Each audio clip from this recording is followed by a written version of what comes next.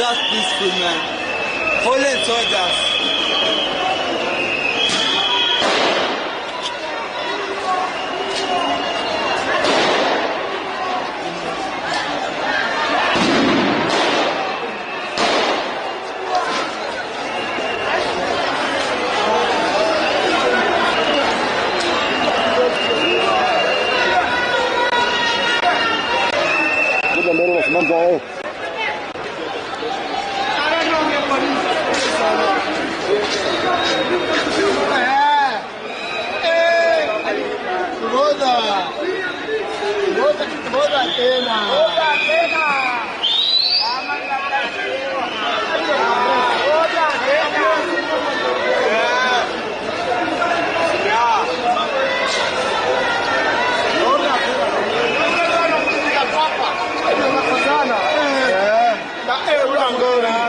Hapa mdo sasa mama. Mbano kulipiga kuoka.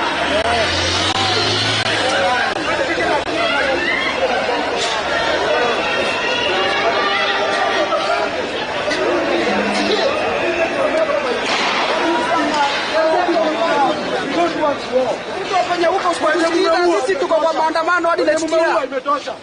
Sisi hatuogopangi Ruto. Siwezi ogopa hata uniue na risasi, siwezi ogopa. Lakini haki yangu lazima unipe. Mimi ni Mkenya bwana. Ruto, mimi ni Mkenya bwana. Haina kwa neno unakufanya.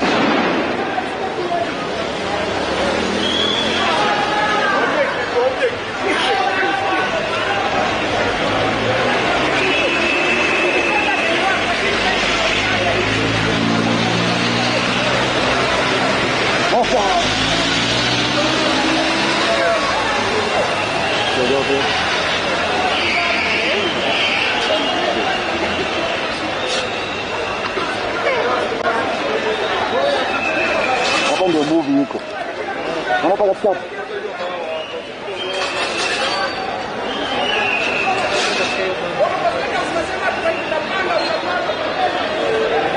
Ndio huko. Sababu hiyo kitu.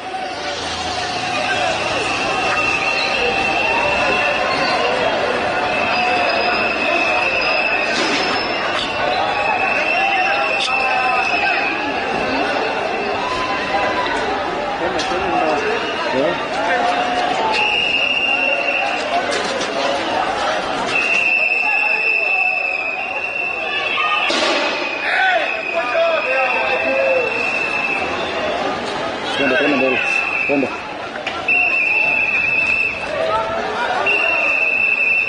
Hapa ndio movie iko. Huko karara tu enjoy huko.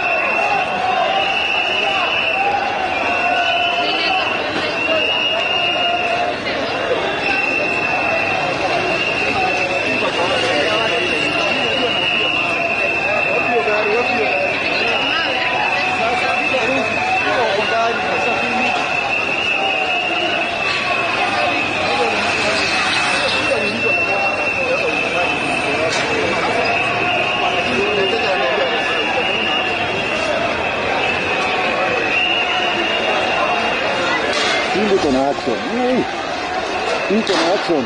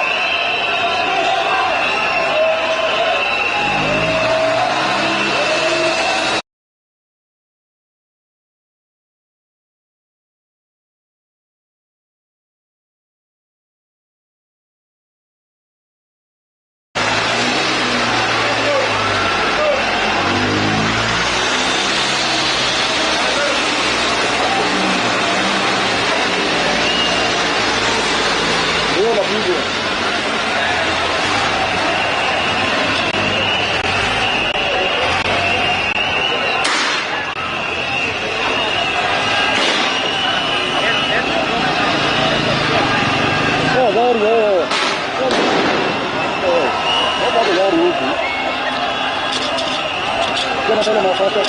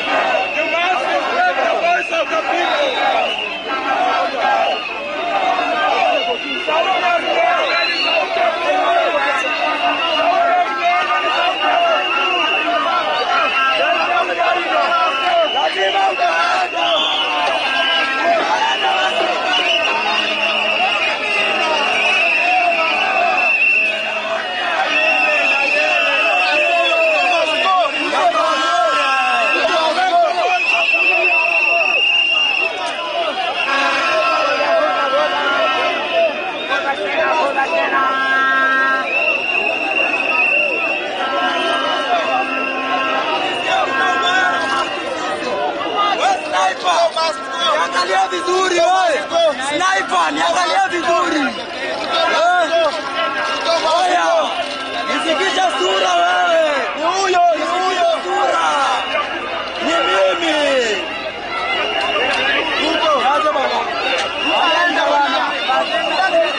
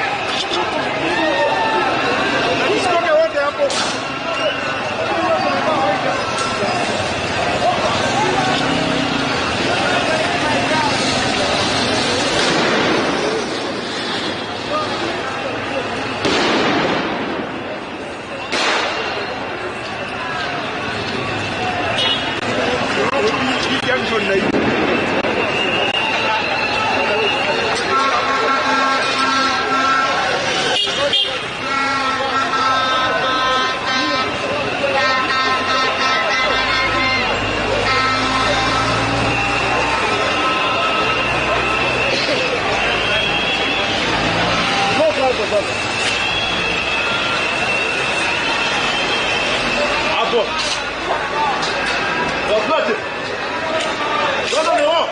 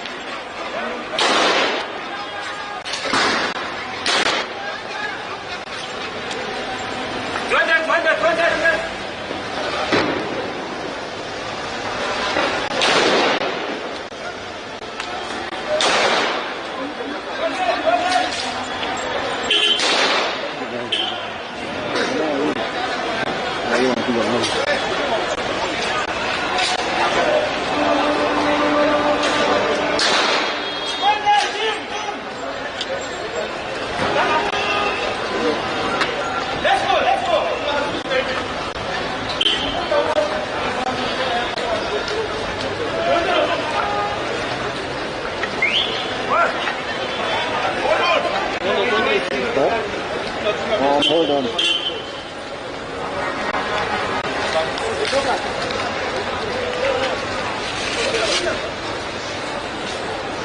Yeah.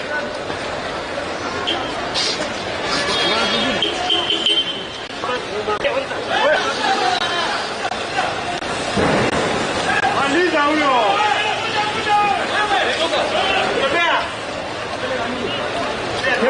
Unatuletea hapa.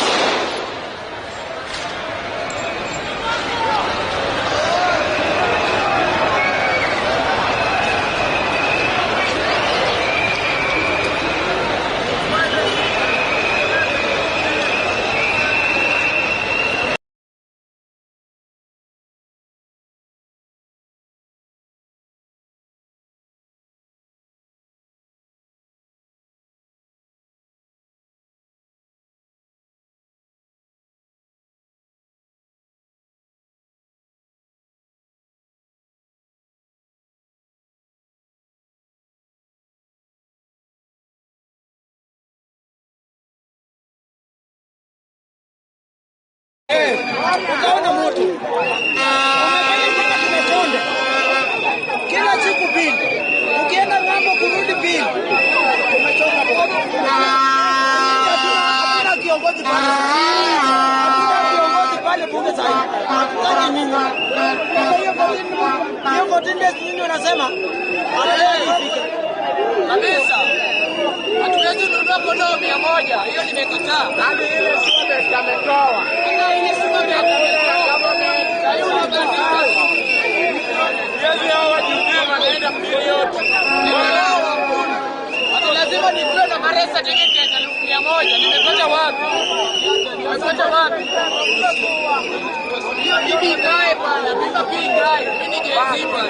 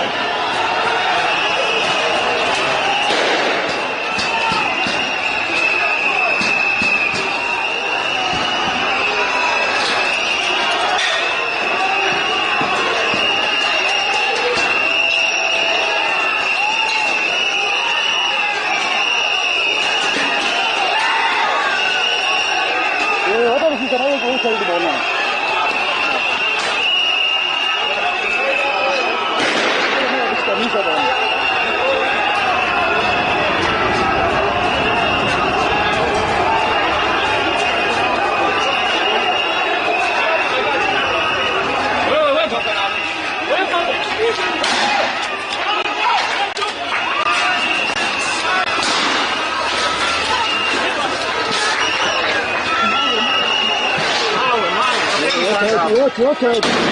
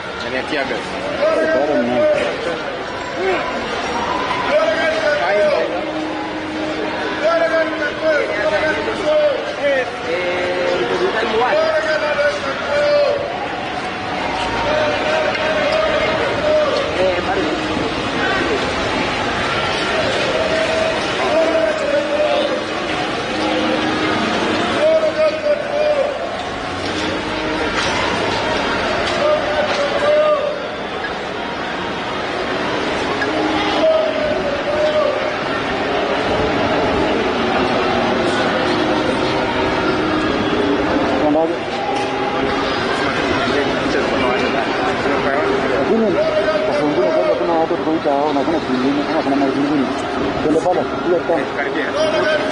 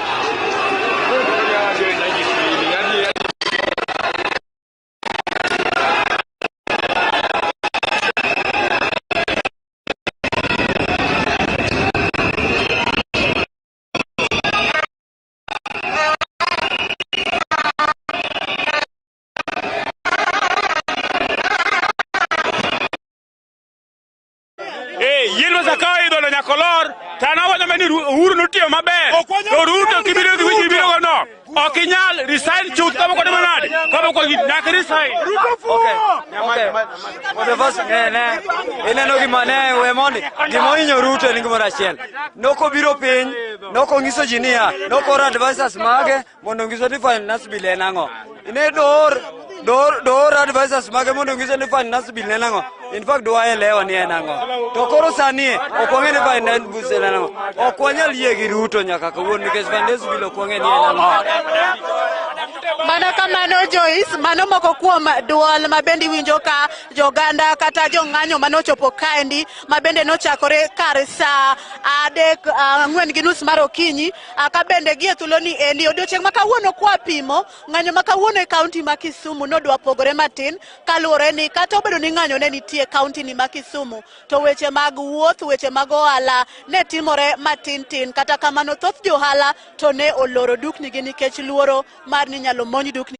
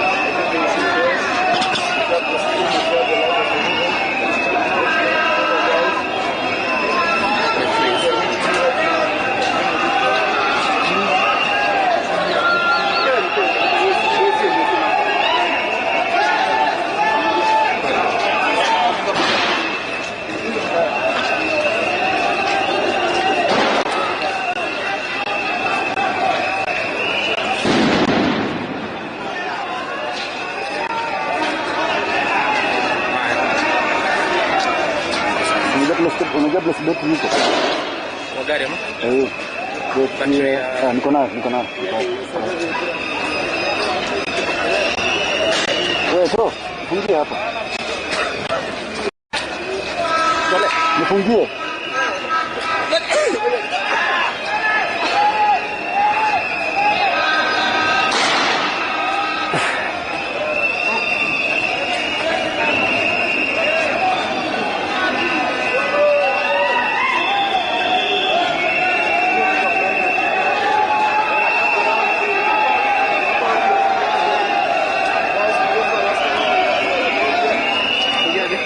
Fungia hii.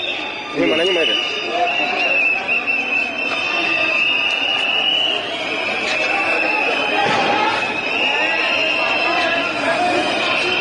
Kama ni fupi. Hii kitu kilikuwa nafunga hapa na nyuma. Yaani tumefunga hadi na nyuma. Hivi. Kilikuwa nafungwa hivyo.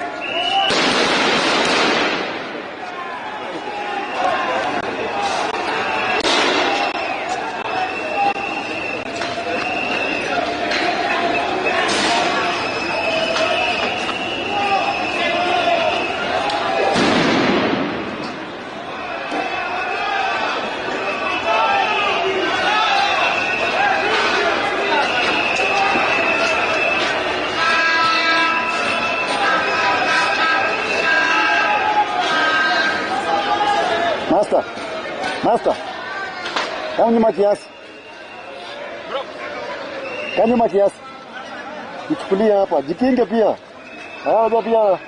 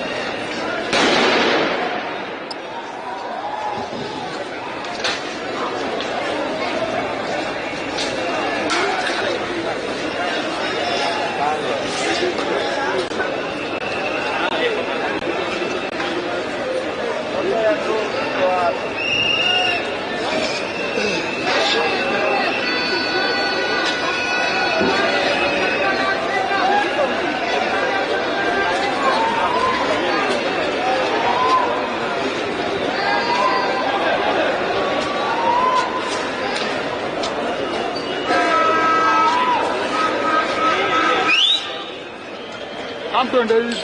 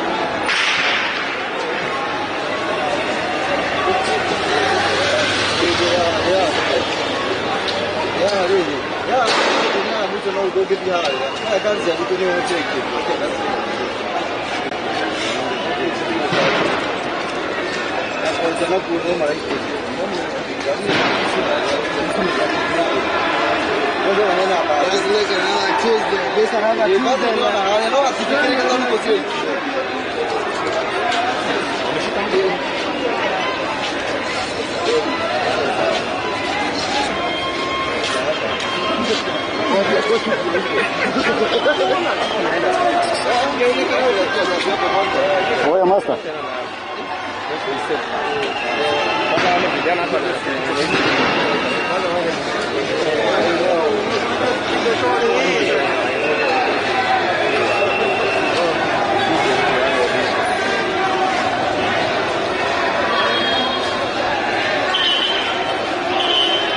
Nangalia nini hapa next?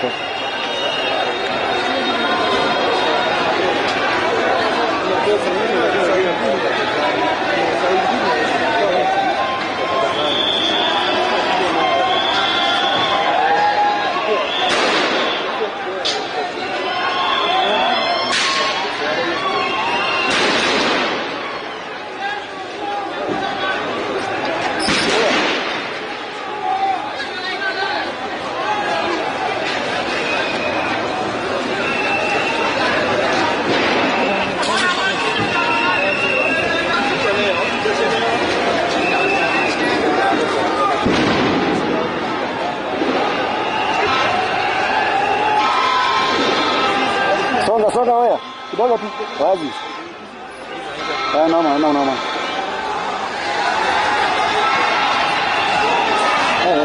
Twende.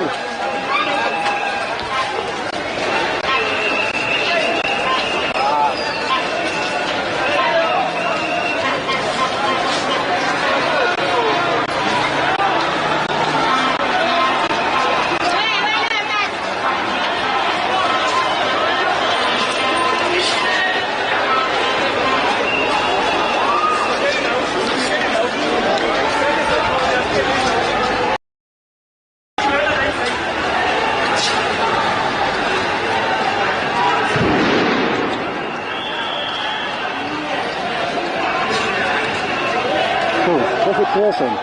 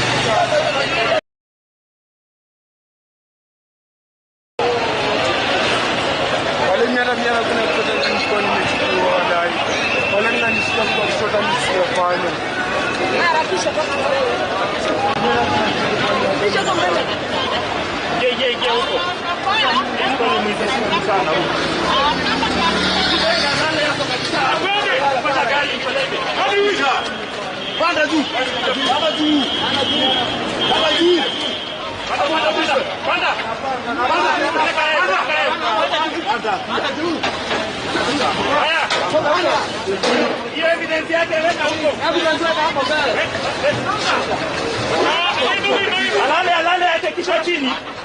Huyo mwizi alale ate kichwa chini huyo. Unaduka huyo. Lala chini. Hata hii. Osa tena nenda hapo haya. Oya, wanataka advantage.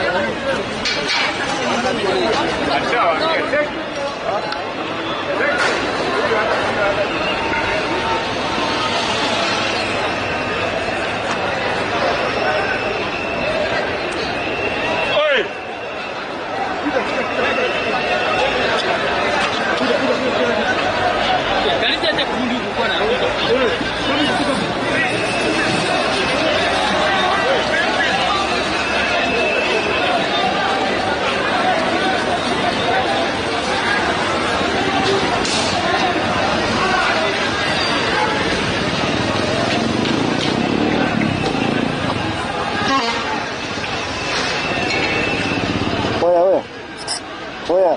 Hey.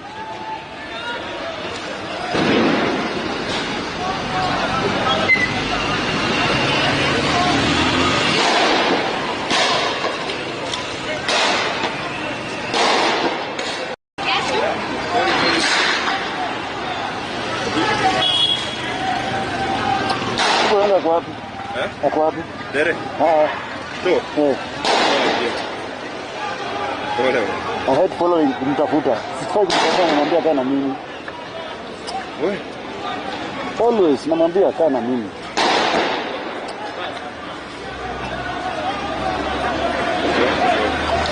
Ndio nimekuja huko.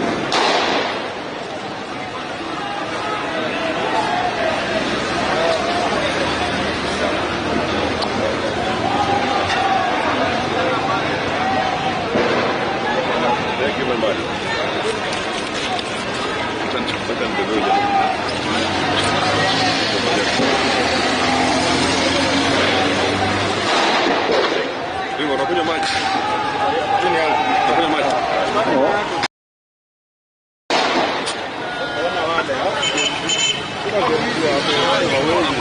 Wanapiga hao ndio wanafunga biashara yao sasa hivi.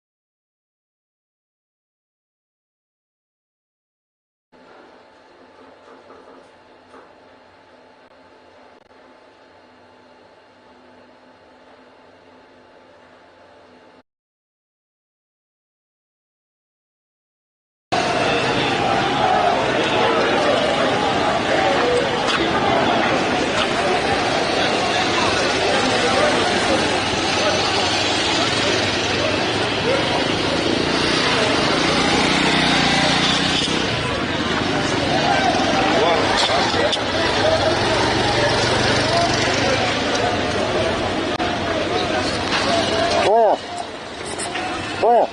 Oya.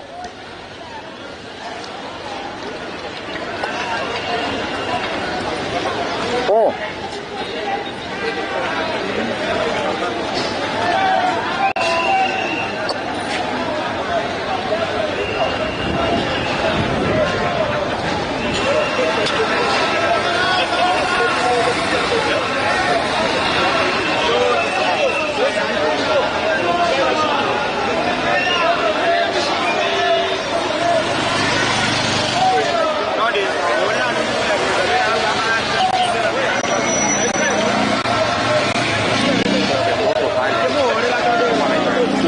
Toka na mimi, toka sasa mwanzo.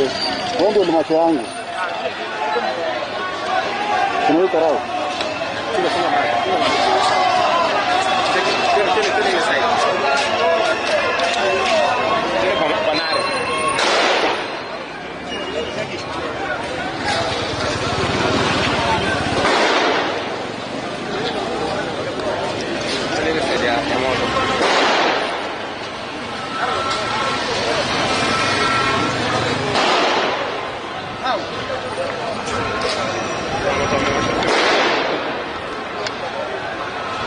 Unaona vile unaona hivyo?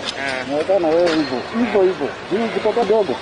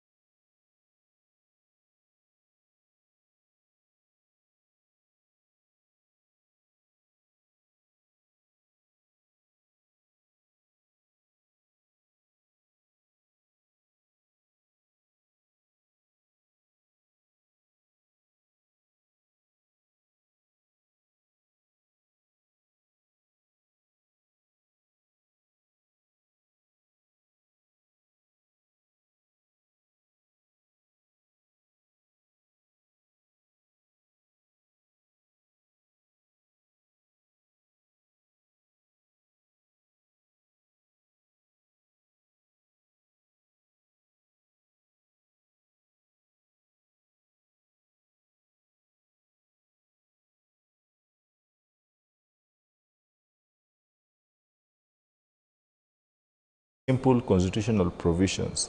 Had we highlighted or removed the political interest from enforcing lawful practices, we would not be here. All right, sir, I'll be coming back to you. Let me check what we are. I believe this is Nairobi. Nairobi, so that we get to understand exactly what is happening there. Let's listen in first. So maafisa wa polisi wamewasaidia sana msaidia. Tunashukuru. Agenda ni tafadhali, agenda ibaki kwa moja. Ruto must go youth. Tafadhali mkikuja hapa tao, mkuje mkiwa na nia moja ya kupeleka Ruto nyumbani. Hii mambo mengine ya kuibia Wakenya wenzenu hapana. Agenda ni moja, Ruto must go. Tuko pamoja. Haya ni maoni ya wafanyabiashara hapa mjini Nairobi. Mpiga picha wangu Lazarus atakuonyesha pale pia. Kuna nyumba moja hapa Platinum Plaza ambao waandamanaji ama wale wahuni wamejaribu kuvunja na kuibia wafanyabiashara. Na sasa imekuwa mbaya zaidi kwa sababu kiangalia hapa chini hata hizi taa ambazo za kuonyesha wapita njia ama wenye magari zimeangushwa. Na imekuwa tu mambo yamekuwa kangaja mjini Nairobi, ambapo sasa maafisa wa polisi wanajaribu tu kushika doria na kuacha kuwa ati kila kitu imesimama, amani imerejea na kila kitu lakini sasa wakati huu kila kitu imesimama na biashara za watu saizi ndio wafanyi biashara tu wako na wasiwasi mwingi, kwa sababu wanaona kuwa sasa imekuwa ni tofauti sana. Ni biashara zao ambao sasa zinaangaziwa ili wale wahuni ambao wamejificha katika maandamano waweze kupora na kuharibu mali ya watu. Lakini wamesema wako gangari, watajipanga na wataachilia kuwa kila kitu imesimama. Wanashikania na polisi, wameshikana na polisi kulinda mali yao. Wanasema hawatakubali. Waandamanaji wawe wa amani, waache kuingilia biashara za watu. Kama neno ni maandamano, iwe maandamano ya amani. Lakini wakati huu ama sasa hivi tumeona si maandamano ya amani tena, kwa sababu vurugu imetokea mjini Nairobi. Polisi wanajaribu kupiga vitoa machozi kwa wale waandamanaji ama wale wahuni.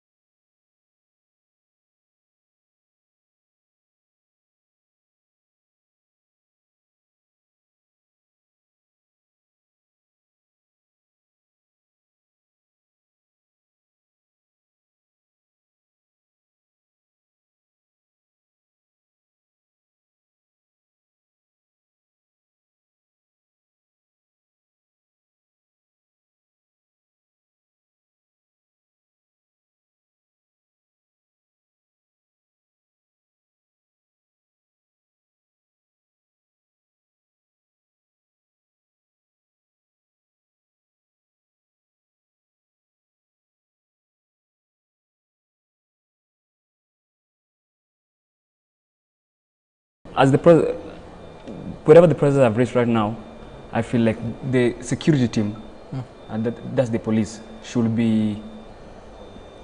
they should be deployed more so that to protect not specifically the protesters but also the businesses. Those for the protesters and those for businesses. Okay. Because it's in such circumstances, because right now we understand that conflicting interests. Whereby there are those who are for the protest, there are those who are against the protest. And in such circumstances where hired goons come in to just infiltrate the peaceful protests that in some areas to come and infiltrate and destroy that given peaceful protest name. Okay. So now, this is the thing. So how does a police officer, how they start to get to differentiate who is a peaceful protester and who is a goon when it comes to dealing with the people that are taken to the streets? Unless somebody touches someone's property, you wouldn't know. From the protest we've seen, those who are peacefully protesting, even at some extent protecting the business, apprehending those who are claimed or who are allegedly seen to be. Licha ya waandamanaji kusema kwamba maandamano ya siku ya leo yatakuwa ya amani, hii ndio ilikuwa hali taswira kamili katika barabara ya Tomboya, maduka yakivunjwa pamoja na bidhaa kadhaa kuharibiwa. Check tu. Tuna na pili. In by just not really lobbing tear gas and using water cannons, but instead they should come and like form an alliance somehow with these peaceful protesters, asking them, kindly, can you just identify to us those whom you allegedly see as goons, those who are assumed to be infiltrating the protest. To be infiltrating the protest. Yes. Let me come to you, Geoffrey. How do we go about this in terms of balancing between who is a peaceful protester and who is a goon? And at the same time, you know, people are taking to the streets lamenting about police brutality. When do we think and say, okay, now it's time to start working together to identify who the goons are so that we can be able to apprehend them, and police at the same time allow the peaceful protesters to, you know, go about their constitutional right when it comes to picketing? First and foremost, my very first reflection into this discussion is the police have the ability to identify and to distinguish the peaceful protesters and the goons who are infiltrating our protests or otherwise peaceful protests and vandalizing public property, causing chaos, harming other people's property, and also I must assume the participants of the demos. So one, an armed individual is clearly not taking part in the violence that is being reported, or rather being articulated by the business community. So they must be able to do that, and they are trained effectively to be able to capture people who are vandalizing other people's property. But they should not center that conversation by generalizing the young people who are participating in the peaceful demos. Okay, when you look at your screens and you get to experience what we are, you know, watching today, and basing on how it started, how it has continued so far, and how we've been able to get to this particular point, what do you make of this? Are you disappointed as a young person that you know, it has become chaotic as opposed to what we initially intended for? And if at all that is the case, how did we get to this particular point where we are seeing destruction as opposed to picketing with placards and all that? Yeah, absolutely right. I feel angry about the hired guns who are causing violence, destroying people's property, and painting a bad picture on us young people who are taking to the street to demand for accountability, to demand for fresh elections, and demanding the president and his government to step down. And it brings me back to an incident last week when I was out in the street picketing, when Boniface Mwangi warned young people taking to the street that they need to leave home because he had information that hired guns were getting into CBD and harming people and destroying people's property. What happened? People turned against him, and what later transpired included the killing of Rex and other young people who lost their life that very evening. So we have to look at how the security officers are also handling this matter. Even the leaders, we've seen the president coming out during his first press briefing, and he mentioned that we're criminals, without taking a time and talking to his advisors to really get a clear picture of who are these people who are destroying property, who are attacking harmless protesters and all that. So what I expected is a complete overhaul of what has transpired, in last week, and allow security officers to actually be able to distinguish. And it's very clear, these are trained people.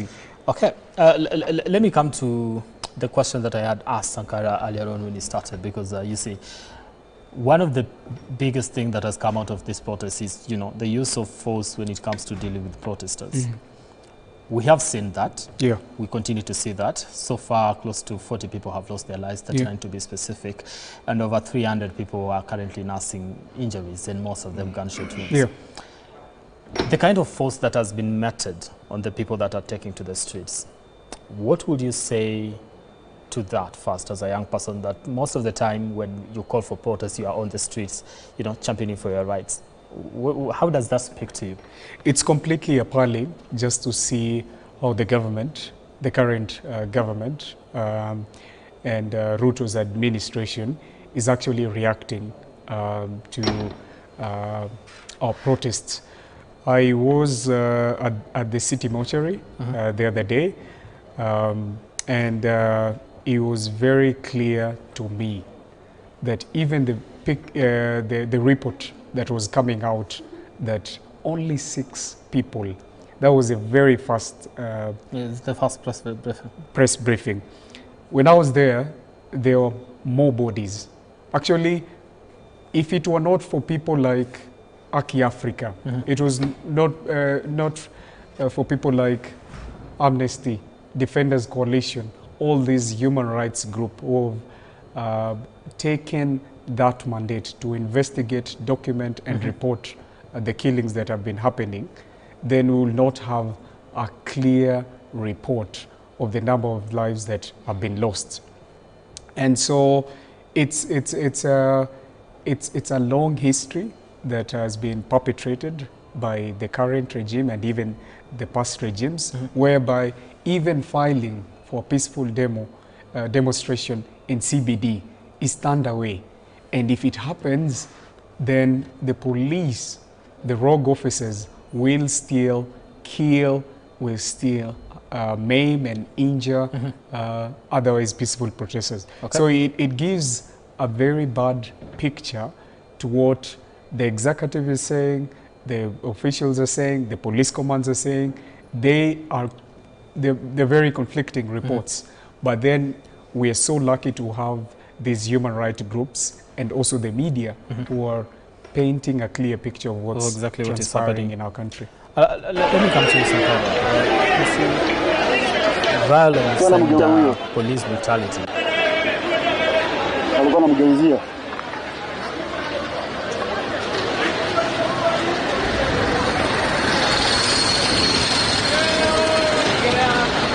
Funga watu hapa nyuma.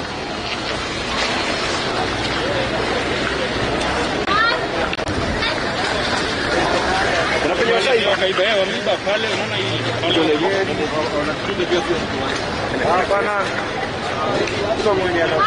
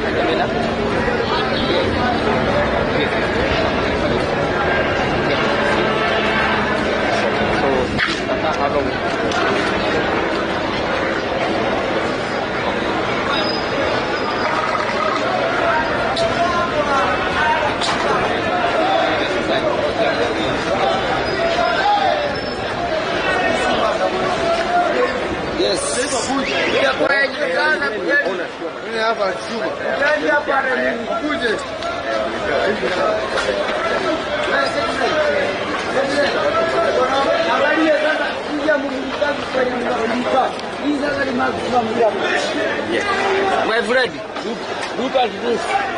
Easy to carry. Angalia venye imefanywa. Isipokuwa ni sisi. Ingefanywa waje. Hakuna polisi anachukua. Angalia. Look at this. CBD duka wameiba. Oya.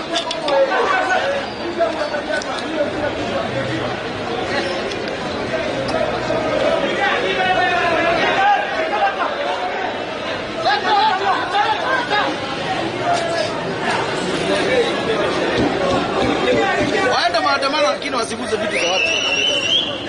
Maandamano sisi tunawasapoti. Lakini vitu za kuibia watu hapana.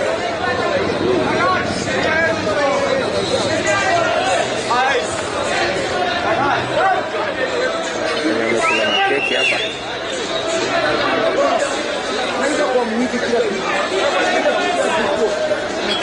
Out of millions. Mara moja nimekuja pale ile. Kisha kujibiza vitu. Basi ya kujibiza vitu. Wote. Yeye hizo wanaenda na. Sasa hapa angalia. This is out of distraction. Angalia. Hii ni vio.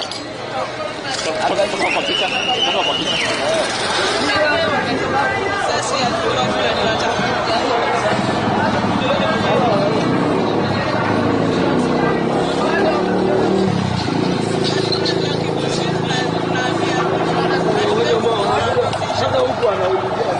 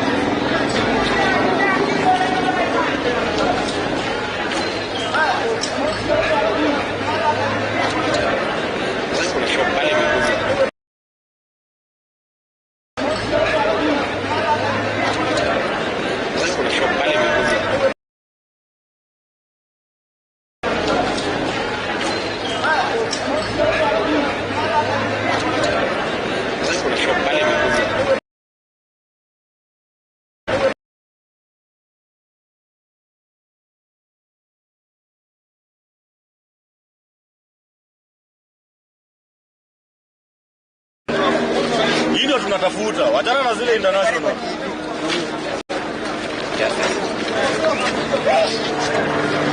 Jamaa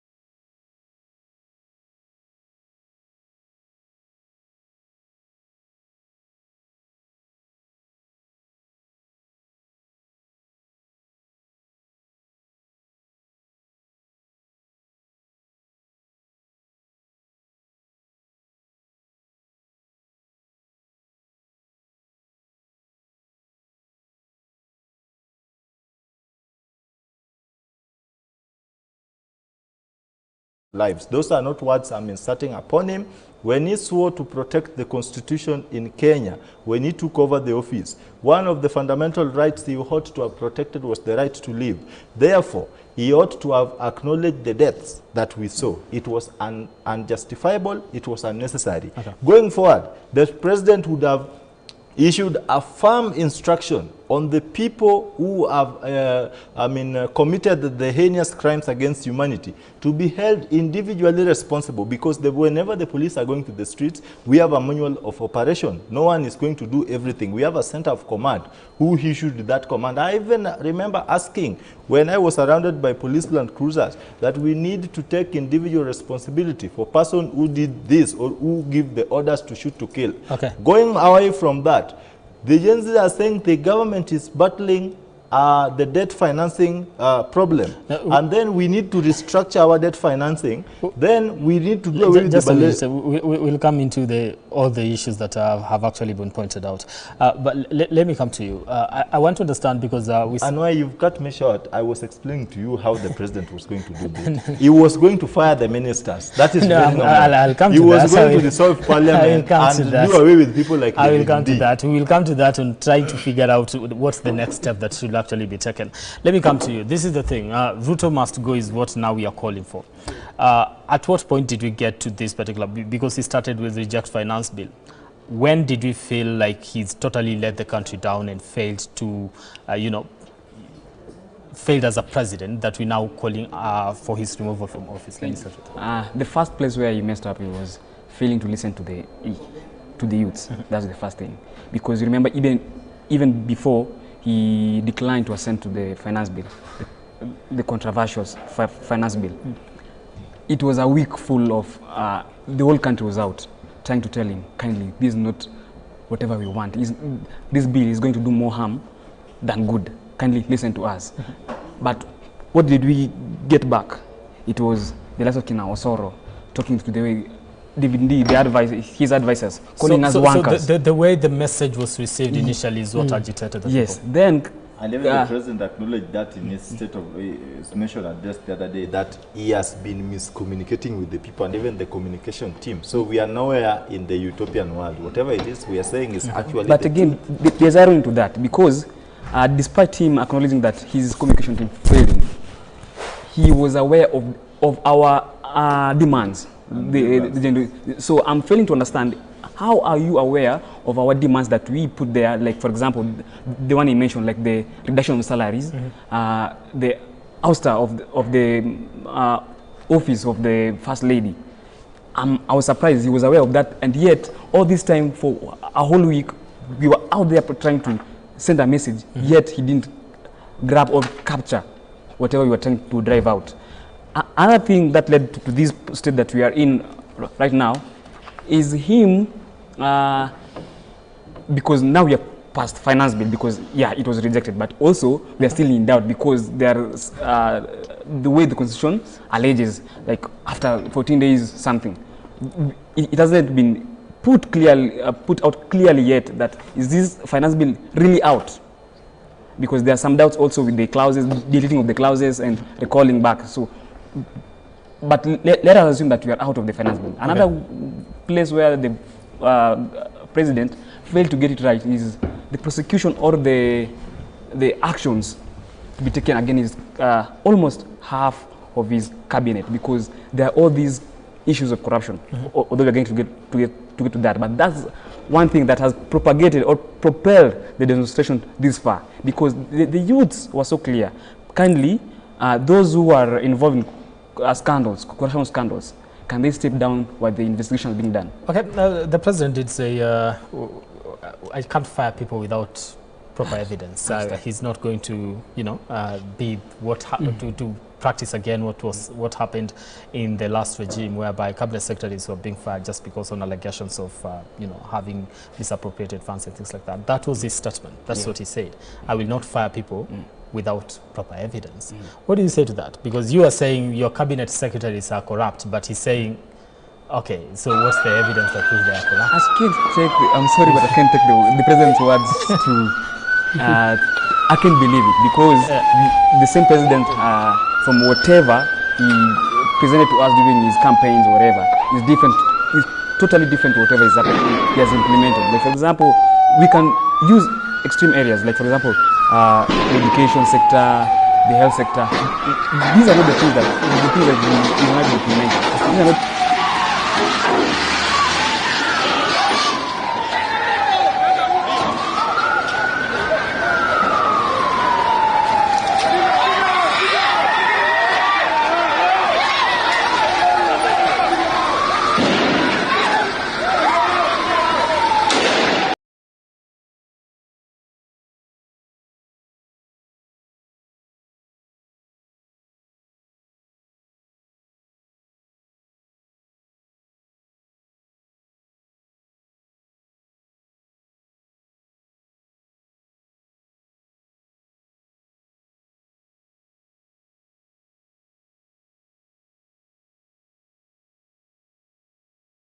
If I'm taken to court today, I am processed in a police station and prosecuted in the best possible legal way.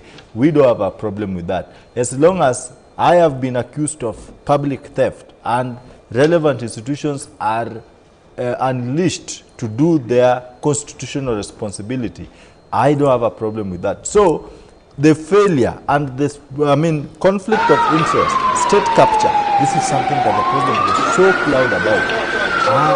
The state capture, I don't know what is state capture in this mindset, but I've seen state capture happening under the presidency of President RUTO. We've seen the moment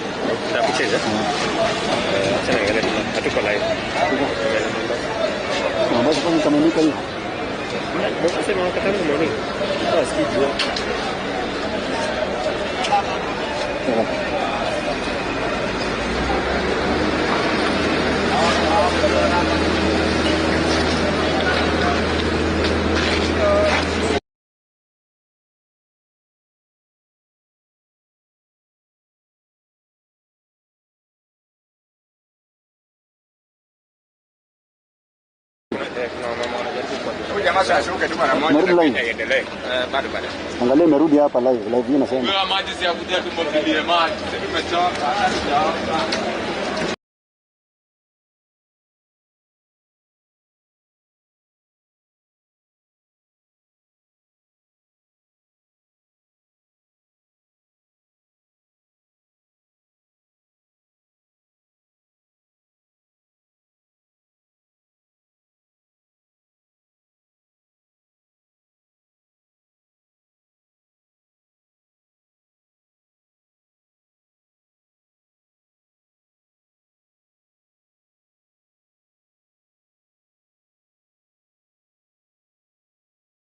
Ahab and prophets of Baal. I can see King Ahab and prophets of Baal. The president is acting in the capacity of King Ahab, while the religious leaders around him and the advisors are the prophets of Baal. Okay. When the people shall decide that enough of the biblical preachings, now you see the writings on the wall, but it's never too late to do the right thing. But this is the thing, talking about doing the right thing, he is calling for a conversation with the youth. But with this conversation, at the end of the day, still, the youth seem to be a little bit distant with it. You seem like, yes, you still have time to do the right thing, and he's open to having a conversation. On the conversation, I am of the, we've had conversations in this country. We've had bipartisan, but now we want multi-partisan approach. We do not want conversations on X. We do not want these committees to Where should the conversation happen? I'm coming there. The president campaigned He used to meet us freely. He never had his securities. I used to stand around the president's car. He never had too much security. He was a man who could say hi to people, buy chapati with Rigathi Gachagua and chew them in public, even chew Mira. What has suddenly changed? Come to Kasarani, announce a public holiday. You are going to meet the youths from in the whole 47 counties. I'll tell you what has changed. What has changed this time around is that people are very angry and he has no idea what kind of fuck he's going to we are not mad. We are not mad. That's why you saw some of the young people saved MPs who were left by their colleagues to die in the hands of angry protesters. We are not out there to loot. We are not out there to kill. We are not out there to harm or inflict injury on any person. We are out there to speak our mindset. The president should just humble himself, dissociate with some of the misadvisors he has. And I know someone said somewhere that I think the problem we have is the president is advising those who are advising him on how to advise him. So we cannot have a sense of direction. Let the president come to Kasarani or whichever stadium. Let him announce that today, on Monday, we are going to open doors at KICC. The first 500 youths to arrive, you'll be allowed to register to be speakers in that event because we must have order. Let me engage. Then let us converge, let me engage have the meeting and go ahead, but not calling us to status. I don't want bribes. I will not come. I'm not coming. That is the thing. I want to engage you before I release you so that I get to have Babu. This is the thing. How would you suggest that this particular conversation is conducted? Because one, he said, of course, speak to you through the media, but you're like, you're not listening to us. We need you to speak to us. Then he's like, I'm willing to come to X spaces if you suggest that. And he's like, okay, sir. Because initially, the call was, if you want to speak to us, we are on X. No. We do X spaces, so you can come on that particular platform. And on Sunday, he did say, okay, I will come on X if that's what you want. Let's set a date. Thursday it is. So Thursday the president is going to be on X. But even if be allowed to speak, who will pick the people to speak? We are not. I'm not for X. Let the president come and meet us in person. We will talk peacefully. In person, how does he meet you in person? You don't want to go to State House. Why should we go to State House? So where does he meet you? Accommodate all of us. Purpose of transparency and accountability. You see, these constitutional officers. So actually, where do you meet? Let us meet at Kasarani. Where did he take his oath? Where did he declare his plan? The plan. I have a plan. But this is the thing. But when you go to Kasarani, when you go to Kasarani to be the president, who is going to speak on his behalf? Because everybody wants to say, let us announce that next week at 1.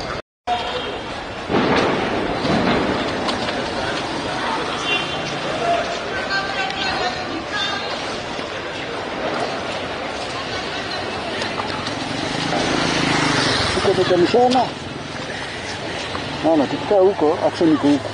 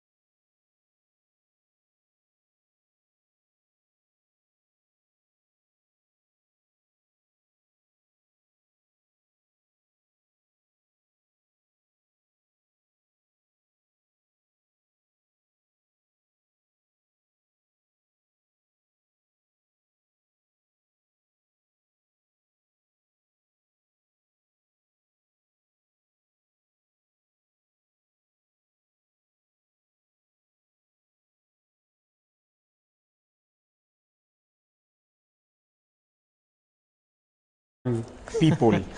So if you ask the president to show up in Kasarani, what will someone from Mombasa say as well?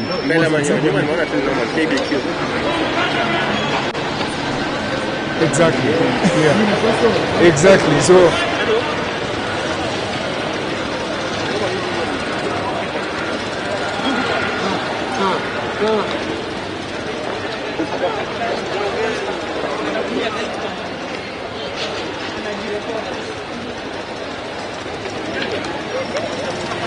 ndo nafika saa hii. Unaona? Nilikuwa hapa pekee. Si mbovu.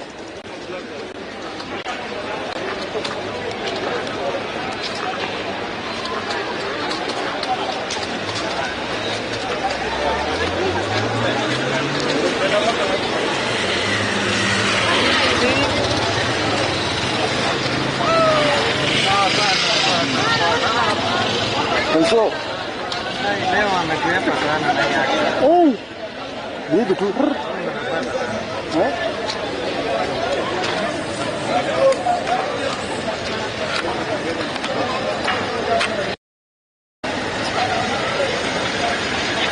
Ona kuja nafanya kitu mimi sijui kufanya ama.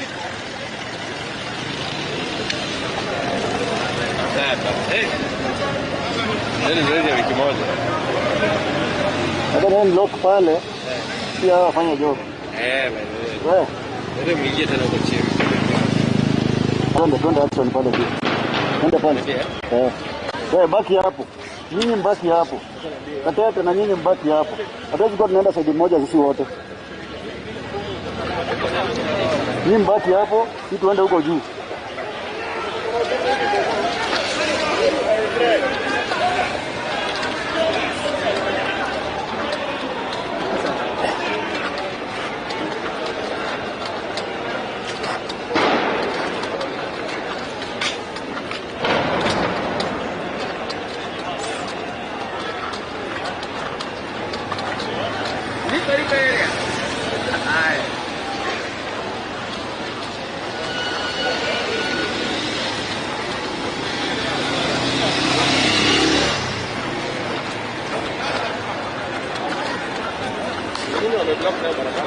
Mata.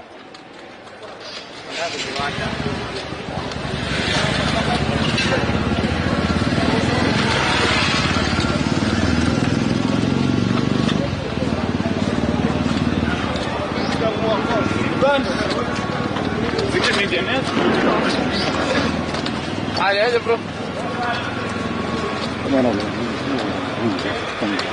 It's very distracting. I know, my friend, but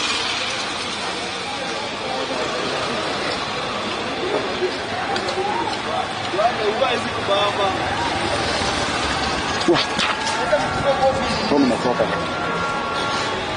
Hii movie hapa.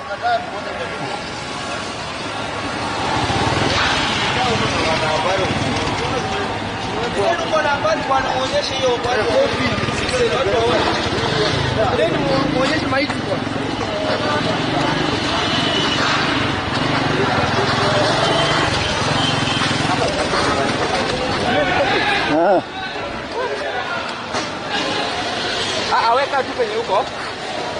Haya. Okay. Ternyata bang. Nggak sudah dia beranda-randa tahu. Ini kitchen to side. Ternyata bang. Nggak sudah dia beranda-randa tahu. Ini kitchen to side. Basi hizi ni nini? Kwa inafanya body ndani. Wewe uko na bodi ndani wapi hapa?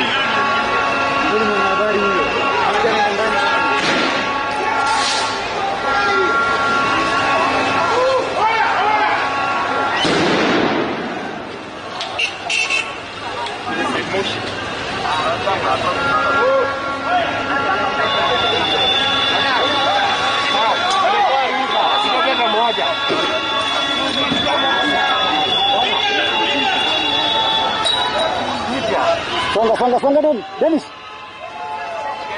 Toka hapo wewe nawe.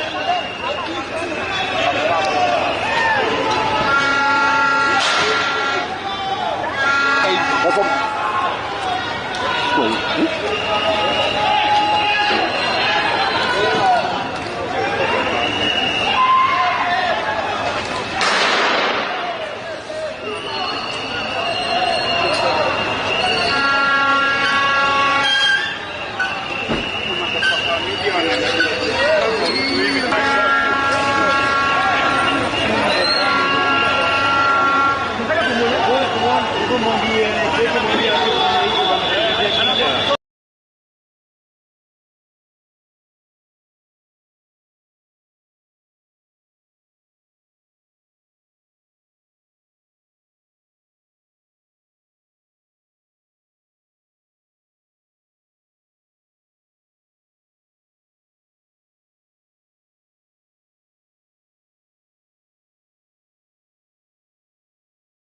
Amount was 500 billion, that we're going to have a deficit of 500 billion there. Then the president came and... right, just what you can see on the screen, of course, protesters have carried coffins on the streets of Nairobi. There's quite a number of coffins there to be brought there by protesters, and I see police officers trying to move them, and to some extent a representation of what has been happening in the past few days, whereby we've been able to see quite a number of people died as a result of this particular protest. And so when people were taking to the streets today to protest, they were seeking justice for those who have died as a result of this particular protest. Police officers who are trying to contain the protest ever since it started.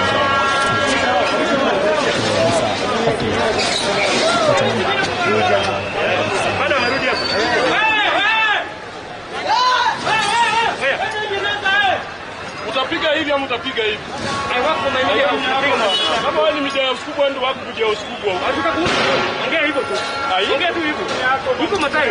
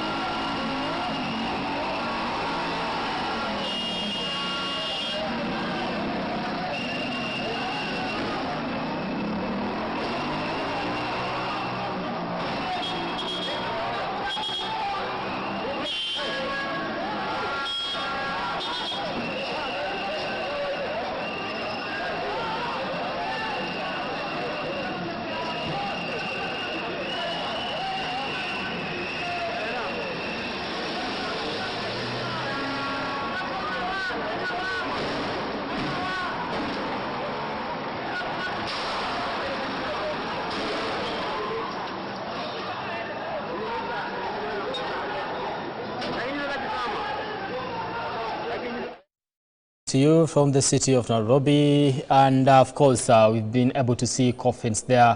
Protesters have been able to put coffins on the streets. There were about quite a number, I believe around 7, and police who are trying to remove them and put them in that particular lorry that is on the screen. Of course, what you're seeing right now is an arrest attempt. Protesters and a protester rather engaging a police officer, if you can call it that, and being bungled here and there. So I believe he's been able to escape. So he's been able to escape that arrest. He lives to see another day today, not in a police cell. Of course, there, tear gas trying to disperse those people that have gathered there as they try to remove the coffins that are currently on the street. This is Moi Avenue, Nairobi. And yes, so initially, when people were taking to the streets today, the message was you're seeking justice for the people that had been killed due to this particular protest and those that died by the gun, especially after being shot by police officers. The number right now stands at 39. So it was seeking justice for them until, for this particular 7 days that will be coming until the Sabasaba day, where we're expecting quite a lot of action as far as protests are concerned in the country. So this message, to some extent, gets to communicate the message that we were on the streets, people were killed. These coffins represent justice for those that died fighting for their rights here in the country in the past 1 week. That is Moi Avenue. 3 coffins right now on the streets. Some have already been put in that particular lorry. They've been, all of them, they were about I believe 7. Some of them are in that white lorry there. They're not 3, there are 4 coffins on that particular streets of Moi Avenue right now, and police trying to remove them. This is an indication of just how people are, practicing their constitutional right when it comes to picketing, trying to send the message out there and exactly how they feel and their anger, of course. Yeah. What do you make of this? Let me start with you, Ken. Ken, thank you so much for joining us, by the way. So what do you make of this? What you're seeing on your screen right now is... I think, Brian, this is so serious, and it's a communication to the president that things are getting out of hand. And the demands that the people are giving the president, I think there's very simple things that he should not allow it to go to this extent. I don't know why the president is allowing himself to take bullets on behalf of few people who decided to make individual mistakes. You get that? Somebody like Mithika Linturi should not be in the system right now as it stands. We are not mentioning names, my No, friends. okay, fine, okay. But that it is in the public domain that we had our parents traumatized by fake fertilizers. He's holding a public office. He's holding a public office, a public officer. Get that? And when he was being grilled to hold that office, we were allowed to call his name. How special is it that now that we cannot call his name? Okay. The guy traumatized our parents with fake fertilizer, and that's the truth on the public.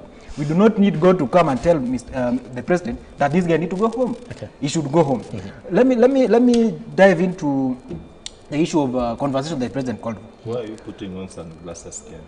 Thank you, my brother, for that concern. I think out of many 54 million Kenyans, including the president, he's the only person who has asked me why I'm wearing these glasses.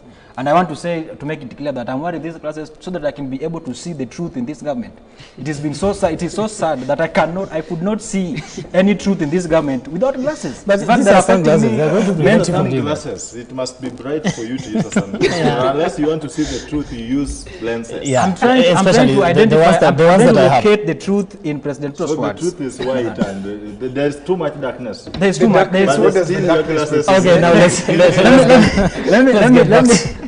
let me put it to context. The president called for a dialogue with the young people, but I don't recall us being on the street asking the president that we want a dialogue, because the things we are calling for are things that do not need a sit down for him to take effect. Okay, I'll come to you. Of course, those live pictures coming to you, it's a split screen there.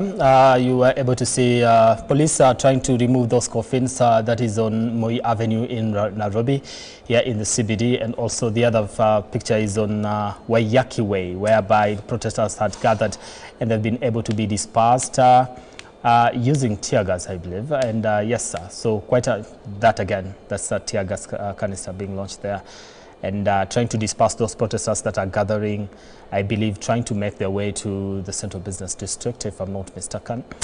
Yes. So those are actions, different parts of the country. You know, we are that's protests are being carried out as you can see on your screen at the moment. Of course, we'll be, briefing you as we continue to cover these particular live events. Okay, back to you. Thank you. I wanted to put out clear why there is no urgent need for young people having a sitting with the president. We've had an article before. The reports are gathering dust somewhere, we don't know, and the president is the one who should take effect on it. Now, we asked the president that we want to see the unconstitutional offices scrapped off. Get that? We asked the president that we want to see the corrupt leaders in this government sent to where they should be. Because we asked the president that we want to see, these people masquerading as state house as advisors, the 131 plus David David. All right, Ken Babu, I'm sorry that I keep on interrupting you, but you see, it's live TV. So I want us to take a listen to what is happening in Voi, whereby the road to Nairobi Mombasa Nairobi Mombasa highway has been barricaded, and youth there are carrying out their constitutional right when it comes to protest. Let's listen into what they're saying.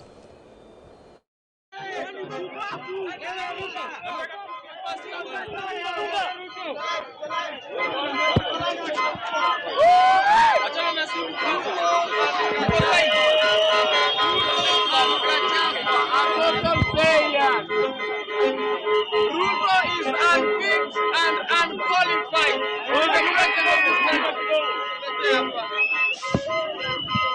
He is unfit and unqualified to be the president of this country. Amefeli kwa kila njia. Yes, niko tayari sana. Niko tayari. Taita Taveta County, mchipuko 1-2, 1-2, 1-2, 1-2, 1-2, 1-2, 1-2, 1-2. Taita Taveta County.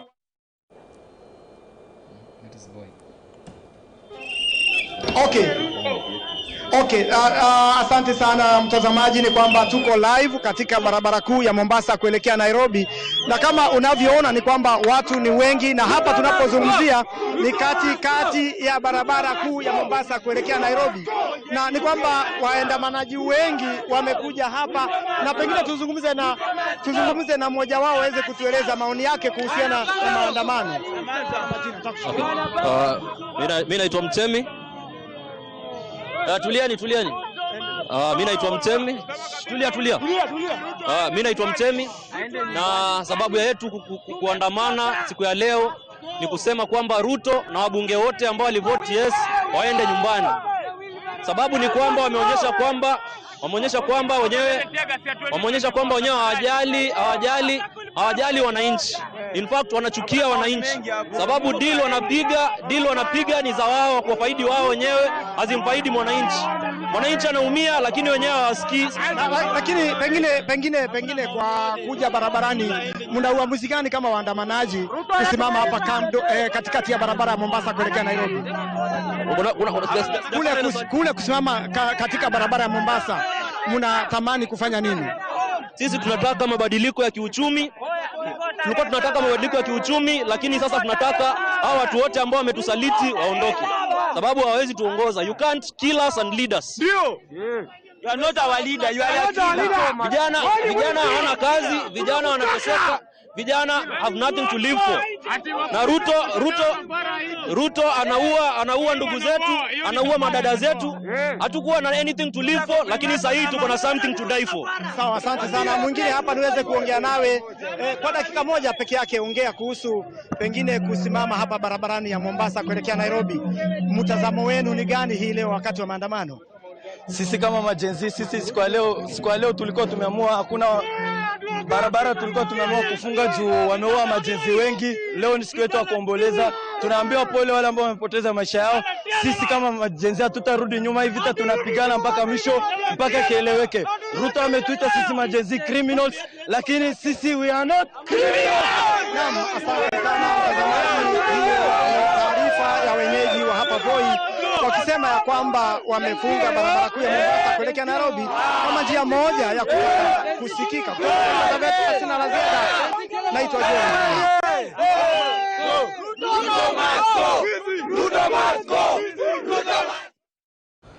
Right, that is Voi along the Mombasa-Nairobi highway, whereby agitated youth, of course, have taken to the streets to just engage in the anti-government protests that we've been experiencing in different parts of the country. Those have not been left behind as far as as far as calling out the government and calling for the resignation of most of the members of parliament and also the president himself for what they term as betrayal. And they feel betrayed, they feel that they've been let down, and the government of the day currently cannot be leading them. Of course, what you can see right now, some of them are playing, we call that handball or something like that, on the streets as they carry out their constitutional right, which is to picket and protest, all right? And of course, the other side of your screen, of course, we have Waiyaki Way, and that is somewhere close, where what you're seeing right now is, earlier on, of course, we did see police using tear gas to try and disperse those particular protesters. They, most of the time, have been gathering there, and police are trying to disperse them, and so that the group does not become large enough for them to be unable to be able to deal with it. Right, let's come back to you, Babu, because before we actually took Voi, we were speaking to you. Yeah, and just on the context, in the context of Voi, the president talked of 100 people. How many people will he pick from Voi to represent, to make up the 100 members to be in the forum? Yeah. Now, you know, that's what I'm saying. The advisors of the president are not doing nothing beyond taking tea and mandazi in the State House. And those are the people you should fire first, before even doing anything. We have advisors on we have economic advisors, we have advisors on women issues, we do not have advisors on youth issues. That's why this government is failing drastically on youth issues. Is the one who advises. Dennis Itumbi should not be anywhere when you're discussing youth issues. Let me just finish this. Okay. In fact, that is the guy who's misleading the presidency actually on issues around young people. He is not a representative of any youth. He does not represent the interest of any youth. He should not be discussing matters of any youth. If he wants to advise youth, he should go advise people from his house. So if the president wants to talk to the youth, who should be the advisor? Let me just put this in context. You've seen what is happening in Voi. The same thing is happening in Kisumu. The same thing happened in Busia, Eldoret, and everywhere, Nairobi County.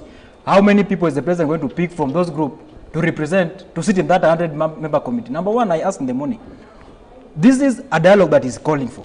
It's a discussion between the government and the young people. At what point did they sit and agree that this committee should have 100 people? Who sat and agreed that this committee should be, the members should be picked from civil societies, political parties. How many civil societies do we have? How many youth-led groups do we have? And just to add insult to us, he's saying they are saying that these young people will go to grassroots and gather information of other young people. There is no difference between that and what happened in NADCO. If we are in that committee, we are going to roam this town, sitting in hotels, taking tea, using taxpayers' money, which we are saying and should not be used, and getting paid for doing nothing. Like MPs. That has been a culture of this government. We've just seen SRC saying that they are going to increase the salaries of MPs. In the same context, TSC is saying that 100,000 teachers will not get. All right. That's why we said, let me just finish. I want to put it to context, and I want to make it clear. The members of parliament in this country must get to understand that they are never far from people.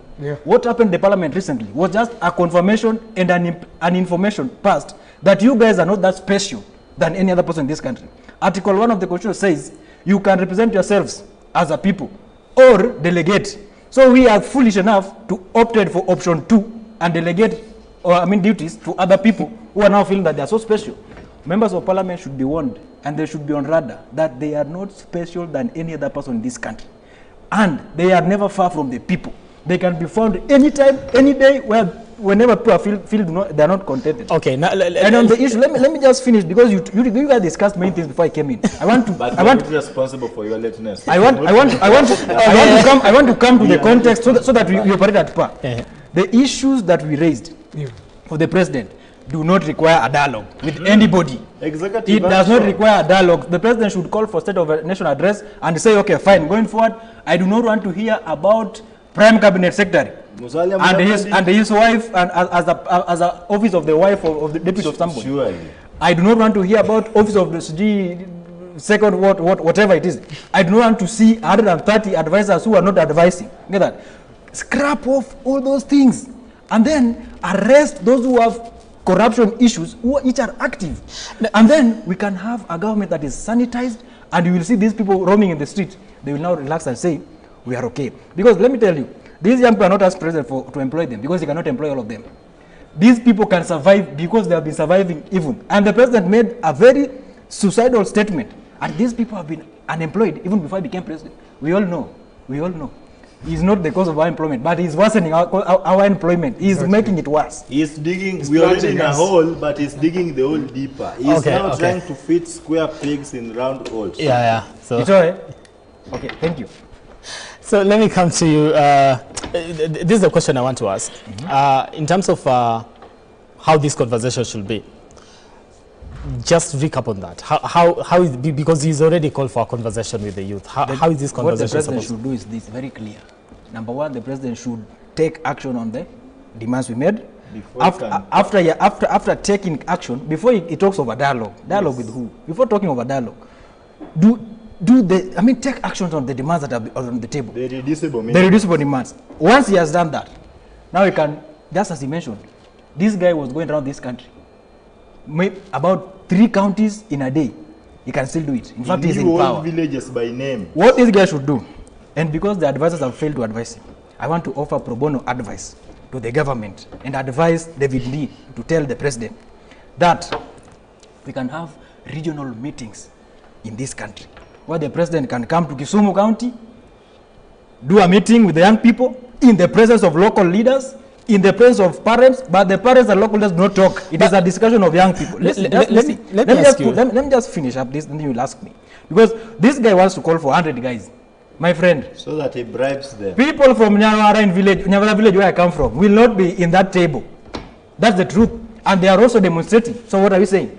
The president has to organize a meeting with Kisumu West constituency members. This is the thing. This is in Nyawara. The reasons as to why people are demonstrating, I'd like to believe they're uniform across board, right? Exactly.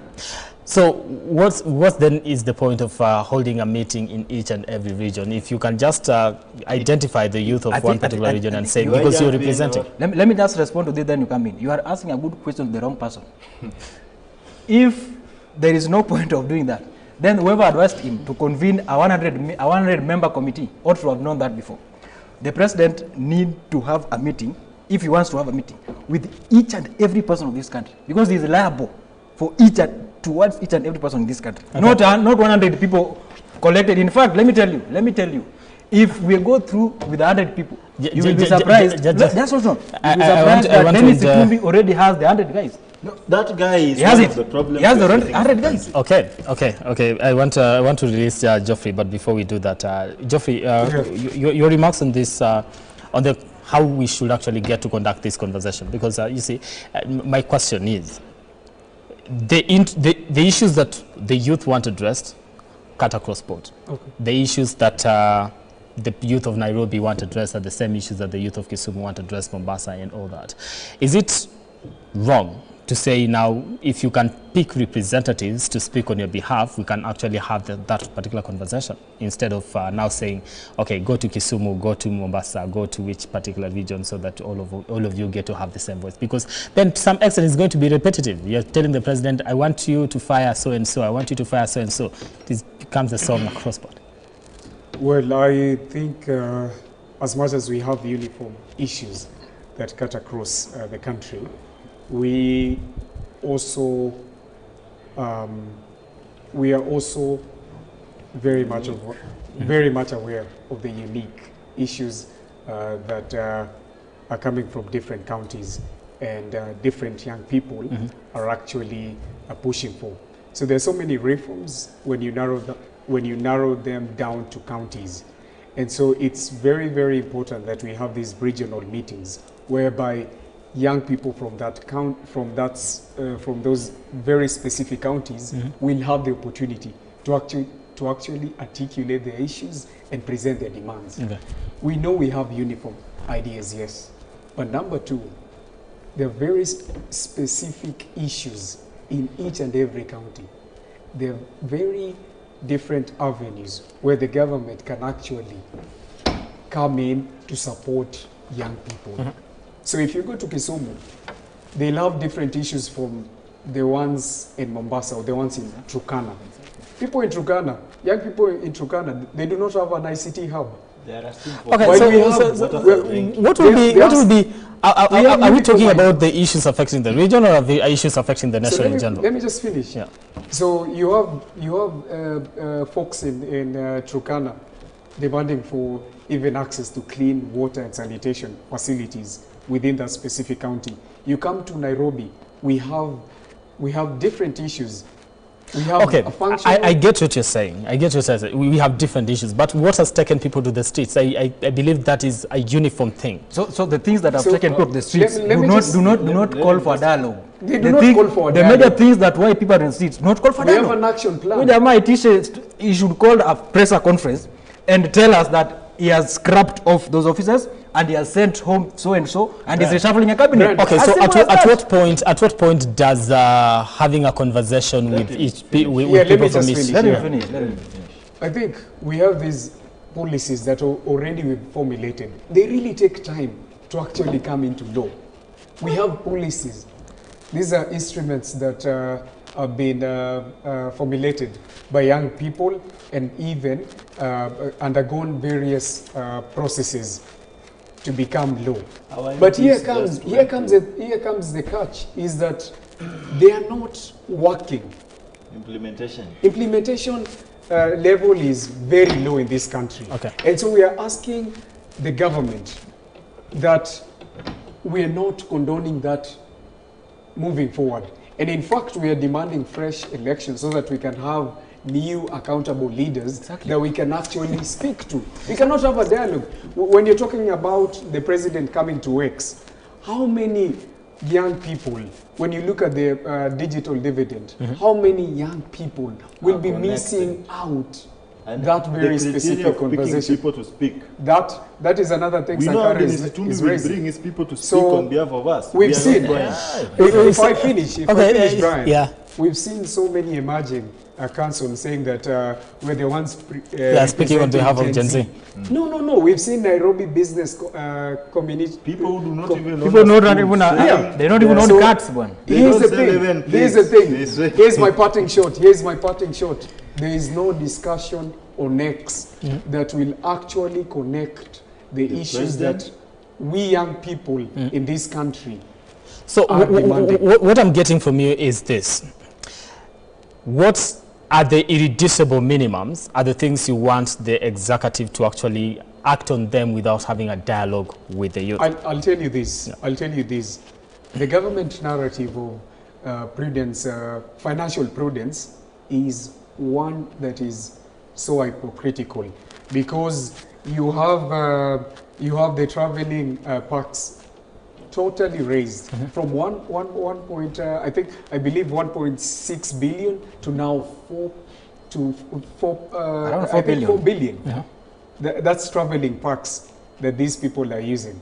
So we are not going to allow that. You wonder why they even so traveling? My parting shot as I leave this discussion is that young people across this country, you must remain united. Vigilant, but this is the thing. Yeah. Even before you leave, you haven't answered my question. This is the thing. We are talking about billions, but somehow our viewers do not know what a billion is. A billion. We are talking about 4 or 3. Let me just get 1 billion. the Brian's question. 1 billion. 1 billion is a I'm lot. just saying on that. 1 billion is 1 million times 1,000. Just imagine, that's 1 billion. Okay, so this is your last, as you answer this particular question. This is the thing. Yeah. We have irreducible minimums that you've been able to highlight, right? You say these are the things that we want addressed. Now the president says we need to have a conversation with the youth. And you come out and say, okay, the things that we've highlighted don't need a conversation, right? That's what I've gotten from especially Babu and also you. those are things that you have highlighted. You don't need to have a dialogue on those particular issues. I believe that there are quite a number in terms of reducing the budget and all that. But then there's one point that you've mentioned that has to do with having conversation with different parts of the country. Regional level. So at that regional level, what are we conversing? I'll tell you this, that each county or each region, if you go to the Nyanza region, the coastal region, the northern region and the eastern region, young people, I believe that my generation have specific issues. You know, they have specific issues within those counties that have failed to work. All right. So now young people are demanding accountability. They are demanding that we have new leaders, we have a new regime that will listen to us. Because the president has had already 2 years to actually show us that this is the road. Okay. This is the road. Then this one, the plot thickens if at all this was a movie. So I am against having a dialogue with the regime that has not listened to us. Okay. So in short, and thank you so much for your insights, but in short, Sankara, what we are asking for is from the executive level, do this. But as you do this, prepare yourself to get out. You see, Brian, actually, this is a very serious issue that we are discussing. The call for nomination of leaders to represent the movement seeking for radical change in governance is a constitutional issue. Because on 8th August, the people of Kenya spoke to elect leaders to execute their constitutional roles, which is legislation, oversight, and above all, representation. The moment you are calling on young people to elect, to choose more young people to come for a dialogue, it is a justification of the failure of Parliament to execute its constitutional responsibility as far as representation is concerned. And therefore, it is imperative that we look at this thing in that angle. The government actions is a justification of the people's demands that indeed we have been failed to be represented. For example, if you are calling upon 100 people, I have asked this simple question: how many youth-led organizations do we have? If that is not to mean that you want to capture this session and do your manipulative business, the government ought to have come out and said in their communication, having assessed the registered youth movements to be 156 in the country, having known that we have 379 civil societies, I'm just using figures to create my point, we have resorted as a government that we are going to nominate at least 5 people from these organizations so that we have a national consortium of people who are going to deliberate on your issues. You wake up, you communicate amidst an escalating tension that you are going to nominate 2 people of either gender. My question is, when did the government come to the realization that the representation has failed the people and now we need to elect young people to go and represent us? We have constitutional bodies like the National Youth Council. It has never done any election. It is doing nothing, but is being paid for doing something that is neither here nor there. So this is going the formal way of going through bodies that exist, is exacerbating these problems even further. Because these people have failed to represent the youth. And therefore it is time that we have one-on-one dialogue with the people. You know, Brian, if I'm elected by the people today, like I'm going to be elected in 2027, because you know, my MP for Kisumu East, Shabir, decided to abscond Parliament, and this is one of the challenges we are saying. He never voted against the finance bill or for the finance bill. He was out of the country. He landed in the country, took a placard at the airport. So his colleagues are voting yes or no in Parliament. My MP, the special one, is voting, is protesting I reject finance bill at the airport where planes are landing and taking off, people are coming in and going out, and he is not going anywhere around Parliament. So just as I'm saying, just as I'm going to be elected by the people of Kisumu East to represent them in 2027, if I'm elected by the people, why should I find it difficult sitting down and talking to people? These are some of the things that the president ought to have realized, that the problem is here with us. But the problem with the presidency, as I wind up to give my friend an opportunity to speak, some of us who come here, we are God sent because we sacrifice to be here. we speak to people before we come here. If the government would just be keen, they've decided not to speak to people, they should be keen on listening to radio and tuning on to TVs and listen to what we speak, because some of us, we don't mention our titles. We lead youth-led organizations in various capacities. But when we come here, we speak the voices of the people. What we see is victimization of the speakers. You leave this station, you find a very old and well-kept Subaru waiting for you down there. They whisk you away like a rotten egg being taken to a dustbin. They give you a free ride on a public vehicle. Some money that have been used to fund an ambulance to take sick people to the hospital. So prioritization of the government activities is where we get it wrong. The widening gap between the electorate and the elected is what is going to even plunge us to more problems. Let us normalize meeting people, not to bribe them. Let us meet people to have a conversation. Don't speak on us. Let us speak to you. Let us speak together, reason together as a family, because this country brand is bigger than myself. I will die today, I will leave Kenya, but Kenya is here to live. Whatever it is that I'm doing today is what will either make or build this country. Brand, like let me just add something little to what my brother said. He has spoken very well, and I want to speak it from where he's left, that one day we will die and leave this country. I want to tell it to Kenyans that in this life, and my brother here is a believer and a good pastor of mine, in this life nobody is going to get out of this life alive. So you should not be threatened by anything. Let me tell you, Bran, if you see Kenyans, like it happened on Tuesday, mobilize themselves, come together, and go and present a petition. That was a petition presentation, though it was not written in document, but it was an expression of dissatisfaction by the people.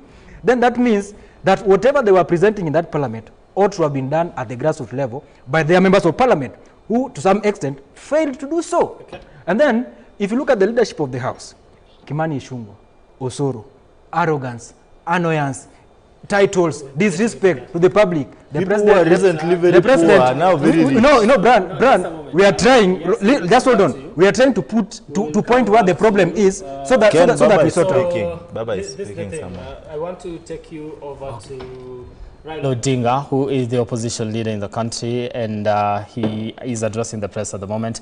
Let's get to listen in to what is happening, what he's saying live from Kilele Show.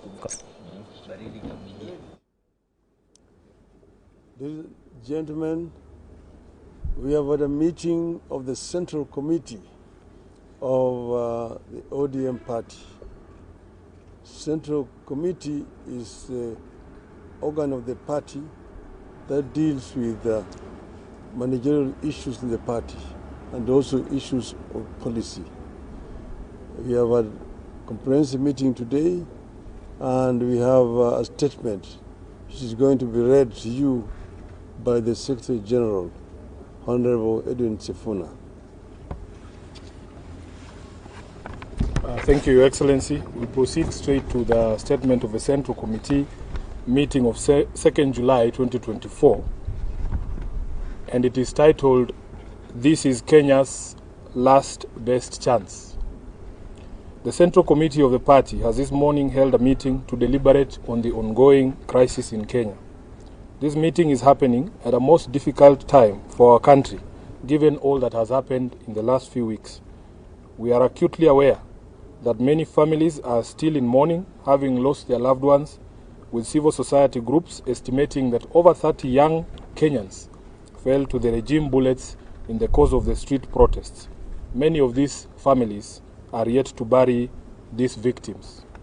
On behalf of the entire ODM party, the Central Committee extends its deepest condolences to all those who have lost their loved ones and pray that God will comfort them in this time of tragedy. We also know that many were injured and some are still in hospital. We wish all of them quick recovery. We are in awe of the Kenyan youth who, through their unity of purpose, have stood with their fallen colleagues and raised vast sums of money in very short times to pay hospital bills for the injured. As a mass movement that has been on this journey of true liberation for a long time, we know how difficult it is to achieve some of the things that we have seen you do. You have absolutely earned our respect as a party, and we salute you. As believers in the right to peaceful protest as enshrined under Article 37, we condemn in the strongest terms possible the abuse of police power in the deployment of violent suppression techniques on innocent and armed protesters. Our position is that no one has to die in exercise of the rights under Article 37. We further condemn the ongoing arbitrary abductions of innocent Kenyans who are carted away in the most violent and inhumane manner and held incommunicado for days. As we speak, the reports are that upwards of 50 individuals have been illegally abducted and their whereabouts remain unknown. To make it worse, it is clear that no one in government is ready to take responsibility, to render an apology, or to make amends. The head of state himself has tried to distance his regime from these killings, injuries, and abductions, instead conjuring up theories when everyone can see the blood on his hands. We have the most callous, insensitive, and obtuse regime in the history of Kenya. It is no wonder that chants of RUTO must go are ringing out all across our land. Government must never abdicate its responsibility to protect life and the property of its citizens, and if it does, as RUTO has done, it deserves to go. As a party that was founded on the tenets of social justice, we shall walk the journey of bringing about justice and accountability for all of the regime's crimes since they took power. We stand with the people in their quest to liberate themselves politically, socially, and economically. Kenyans asked us to stand with them against the punitive tax proposals in the finance bill, and we did. Of the 115 members of the National Assembly who stood with the people and voted against the bill on the floor, 73 were in fact members of ODM. We applaud these great patriots and thank them for being true representatives of the people. As a party, we celebrate you for being on the right side of history, and the party has charged the Honorable Opio Andai and the Whip Junet Mohammed to convey this message to each individual member who stood with the people of Kenya. Sadly, a few of our members went against the wishes of the people and sided with the oppressor, and we will speak to the consequences shortly. In light of this state of affairs, the meeting has resolved as follows. Number one, that it is time for all of us in the political leadership to begin to listen. Listen to what the people are saying and not to our own voices. The young people have spoken in plain language that should be clear to everyone. Let's not be vague. Let's just do what the young people are telling the government to do. Number two, we consider this to be Kenya's last best chance. The youth have given our country our last best chance. We either seize it and swim with it by implementing all their demands, or we ignore it and sink the country altogether. Number three, that the Kenya Kwanza regime must take full responsibility for all the deaths, injuries, and destruction of property arising from the violent suppression of peaceful protests. The president must publicly direct his security organs to forthwith seize the ongoing abductions, an exercise that we believe is being undertaken with his full approval and the approval of the state. He must account for and order the release of all detainees abducted by these security agencies. Number four, that the Independent Police Oversight Authority must expedite investigations into all these incidents, including allegations of mass murder by police in Githurai and in Rongai. We were shocked to watch the president claim on live television that only one life was lost. It tells you how out of touch with reality he is. Number five, that in our view, what happened on the 25th of June 2024 amounted to a vote of no confidence in the RUTO regime. It is clear that this fact is totally lost on RUTO. It is reflected in his petulant proposals on how we manage our economy following the rejection of his tax bill. Instead of focusing on cutting wastage, opulence, and corruption in his regime, he is hitting back at the Kenyan people with threats to cut funding for the judiciary and the county governments. 6, that the ODM party will support credible austerity measures in the executive and in parliament. These two institutions have been expressly indicted by the people as citadels of largesse and wastage, with fresh memory of the invasion of Parliament and standing threats for occupation of the executive seat of power. These two institutions must have an honest introspection on their contribution to our current predicament and take measures to lessen the taxpayers' burden. As a party funded by taxpayers ourselves, we will also be taking steps to scale down on our presence across the country and some of our activities to reflect this new economic reality. Lastly, that ODM shall initiate and lead recall processes in the following constituencies in light of the current office holders' repeated violation of their sacred oath and the wishes of their electorate. Number 1, Game constituency. Number 2, Bondo constituency.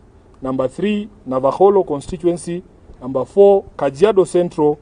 Number 5, Ikolomani. And lastly, Suba South in Homa Bay. Thank you. That is the end of the statement.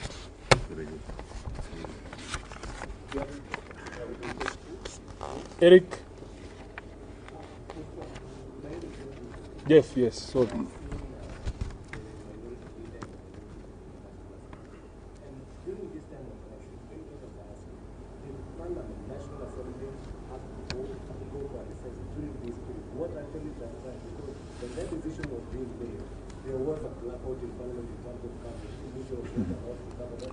Kirui, can I first take questions that are related to the statement we've read? Brad, yeah, please. I cannot understand that. Now, you've seen that you support the demands by the youth. One among the demands is the resignation of the president.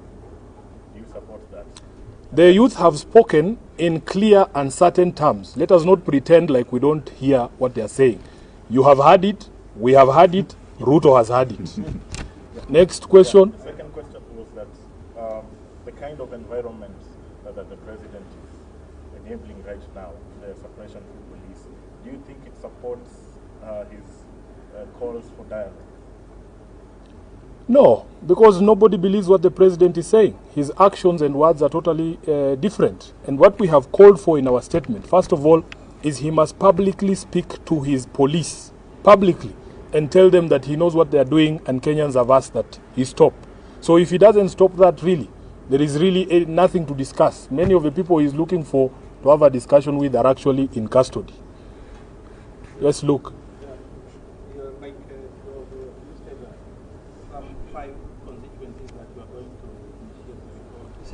Six. Yes.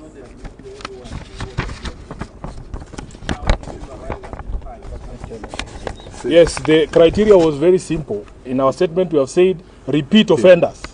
Those who voted against the wishes of the people in 2023 and again did it in 2024 because there are few who met their Damascus moments this year. Yes, this is the criteria we have applied, Luke, and we want to be able to focus on these 6 as a lesson to all the others. Is there any other question? Thank you. Thank you. Thank you very much. Asanteni sana. Lunch.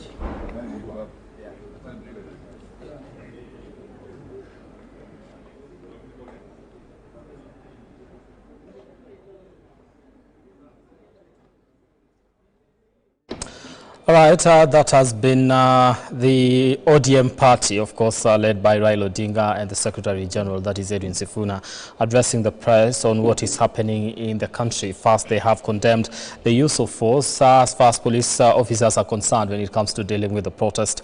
They have also condemned the abductions that have been witnessed in the country ever since these protests began. And they're calling on the leadership of the country to listen to the people and do what the young people are asking the Kenya Kwanza government and the entire leadership of the country to do. They've termed this as the Kenya's last best chance to implement the demands of the Kenyan youth. Now, they are also calling on the government to take full responsibility of all the death and abductions that have been witnessed in the country, and IPOA to expedite investigations into the police murders that have been witnessed in different parts of the country, totaling to over close to 39 people, according to the Kenya Human Rights Commission. All right. The ODM party has also said that it will initiate recall process in these particular constituencies, that is Gem, Bondo, Navaholo, Kajiado, Ikolomani, and Suba South, for they termed as members of parliament from these particular constituencies went against their responsibility to speak on behalf of the people and voted for their Finance Bill 2024. The criteria they say that they've used to select this is repeat offenders. Those are some of the members of parliament that did this in 2023 and also in 2024 in this particular finance bill. What you're seeing on the screen, on your screen right now, is Waiyaki Way, whereby we see quite a number of protesters and also police vehicles trying to maintain order in that on that particular road, with people engaging them as they try to exercise what we'll say is their democratic right, of course, using tear gas in some instances to try and disperse the crowds that keep on gathering there. Right. Back here in studio with our conversation, we've had, let me come to you, Kabila la Vijana. Yes. We've had what the ODM party has, just briefly, if you can comment on what the statement from the ODM party. I want to echo what the SGODM has said. I think this is the best moment and it is the best time for Kenya to take a turn. And if the president and the government is not going to listen to what is happening, then I think we are heading to a wrong direction. Okay. You know, on my way here, I was listening to my brothers. You know, just for a light moment, Ken here, we used to be with him in the party. I'm still in the party. I'm still a member. You see, there are two Ken. There's Kennedy Sankara, there's Ken Bab. There is Kennedy. You know, Kennedy, we were with the Kennedy when ANC joined us. Okay. Akapiga chenga katuacha in this hot soup. No, you know, what I want to say is this. RUTO, and I was not part of their conversation. You know, so I don't just join people blindly. If he talked to William RUTO at a personal level and decided to join him, I didn't include me. I didn't buy the ideology. I ship out. So what I want to say, the conversation that we're having as a country, this is the best conversation. And if I were the president, this is the time he needs to come down and listen what the youths are saying. Demonstrations are enshrined in the constitution and they must be listened. And I want to thank all the Gen Zs, wherever they are, all the youths. And let me tell you, some of them I are want seated to on this confirm particular here, table. who are seated here, and I want to confirm here, you know, 60% of the youths who are outside in these streets now, majority of them voted for this government. Very true. 60% of those who are in the street. Extreme disappointment. So this total disappointment, and the president must listen. Now, as people sikiza, he has to shuka. Yeah, he has to come down. So from where you sit, you know, you represent a youth, of course, Kabila la Vijana there. Yes. Are we not communicating right as the youth of this country that the president is not listening to? Because hearing you, of course, he's hard. He's hard because this is very loud everywhere. You know, but why is he not acting on some of the things that you're putting across? When the demonstration began, Brian, they were very peaceful. Youths came to streets, they demonstrated very peacefully. And they went back. On Thursday, instead of listening on what youths were agitating for on Tuesday, he sent more policemen. I get that. I think as youths, we've tried to communicate. The information is home. But the arrogancy that we are seeing from the government side, everybody knows I belong to the government, I campaigned for this government, I'm in the UDA party, but we've tried to speak even for the officials in the party. We tried to tell them, the SG, go talk to the president, let him talk down. But what we are seeing is the arrogance from the majority leader, the arrogance from Osoro, the arrogance from the leaders from the government. So I think it's time for them to listen. This is the best moment. You say you campaign for this government, Japheth. Now, this is the thing. I'd like to believe you're still part of government, right? Are you? You know, I'm not part of the government. Okay, but do you still support the government? Until they come down. Until they come down? Yeah. So what would you say is the reason as well? Because I'd like to believe if the government itself needs, even if it's not listening to the whole population, needs to listen to the youth within its institution, its ranks and all that. You know, number one, we don't have those youths within the government because we have not been given that opportunity. The last time I was in the office, we tried to raise issues with the party leadership. And we said, since we have no access to State House, kindly, as you visit the president, take this to the president. The problem that we are seeing here are MPs, first-time MPs, some members of parliament, some people around the president who got to power and the power got into their heads. I don't know where they got all this money that they're distributing each and every weekend in fundraising. There's a kind of arrogance that got into these people. You are not here, but we are buying the same sentiments. There's a kind of arrogance that got into these people. There is a certain, give me a difference. In the last regime, we were complaining about Matiang'i. Oh, Matiang'i is arrogant. Give me the difference between Matiang'i and Kimani Ichung'wah. We were complaining about Kibicho. Can you give me the difference between Farouk Kibet now and Kibicho? Give me the difference between the former DCI Kinoti and this Akina Itumbi. There's no difference. So what they must do is to calm down. It's time we don't buy lies. These people lied to us. These people have been lying to us. Now it's time they change. Okay. And I stand for the cause. I support the demonstrations. Now after here, I'm going to the streets. Okay, even when I spoke to you and you are coming, you say you initially you're en route to the Nairobi CBD. I mean, to advocate and communicate to the government that they refused to hear the people. It's not actually, this is not a demonstration. This is just passing a communication to the government that it is not as you imagine that it is. Vitu ni mbaya. Okay. Vitu ni mbaya. Sangara. Vitu ni mbaya. I think, Brian, the president needs to call himself for a meeting with himself first before he can even think of meeting us. Because if the president would allow some of us here to advise him, only for one day, I'm telling you, Brian, the country will change. Advising us without reservations. I mean, advising him without reservations, because we understand there are people. You know, there are people who are so protective of the presidency. They will not allow you to get anywhere near the president, even if you have good ideas. So you'll always find a bunch of sycophants, people who can barely see beyond their nose. Okay. They are sitting around very powerful positions that determine the future of the generations to come. Okay. So if the president can be smart enough, just a day, he prays a lot, he goes to church. Why don't he just walk up from where he is? Just walk, abruptly. Pick one of the young men or women seated in that church. Ask them the situation in the country, because his deputy president had already confirmed to us that the National Intelligence Service has failed. This is why should we believe a communication from the president and doubt the communication from the deputy?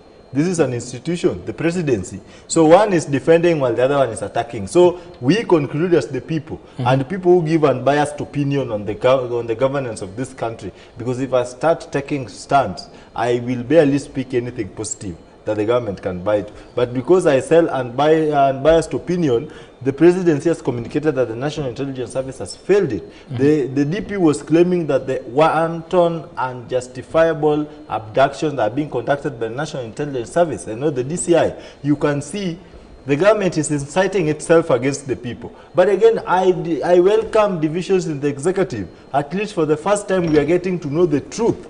You hear some of the things I see in the street. You had previously, you know, history is replicate. The Sonko confession. Sonko confessed how this government would buy old vehicles, stage them on the roads, set them on fire, with youths branded in ODM t-shirts. So it is in the public domain, not my words. You find out the people Sonko was referring to are some of the most powerful people in this government today. So all these old tactics may not really sell. The government need to be strategic. Probably even the coffins we have seen, probably maybe the coffins. Because we know, you see, this generation, Anwai, this is a very different generation.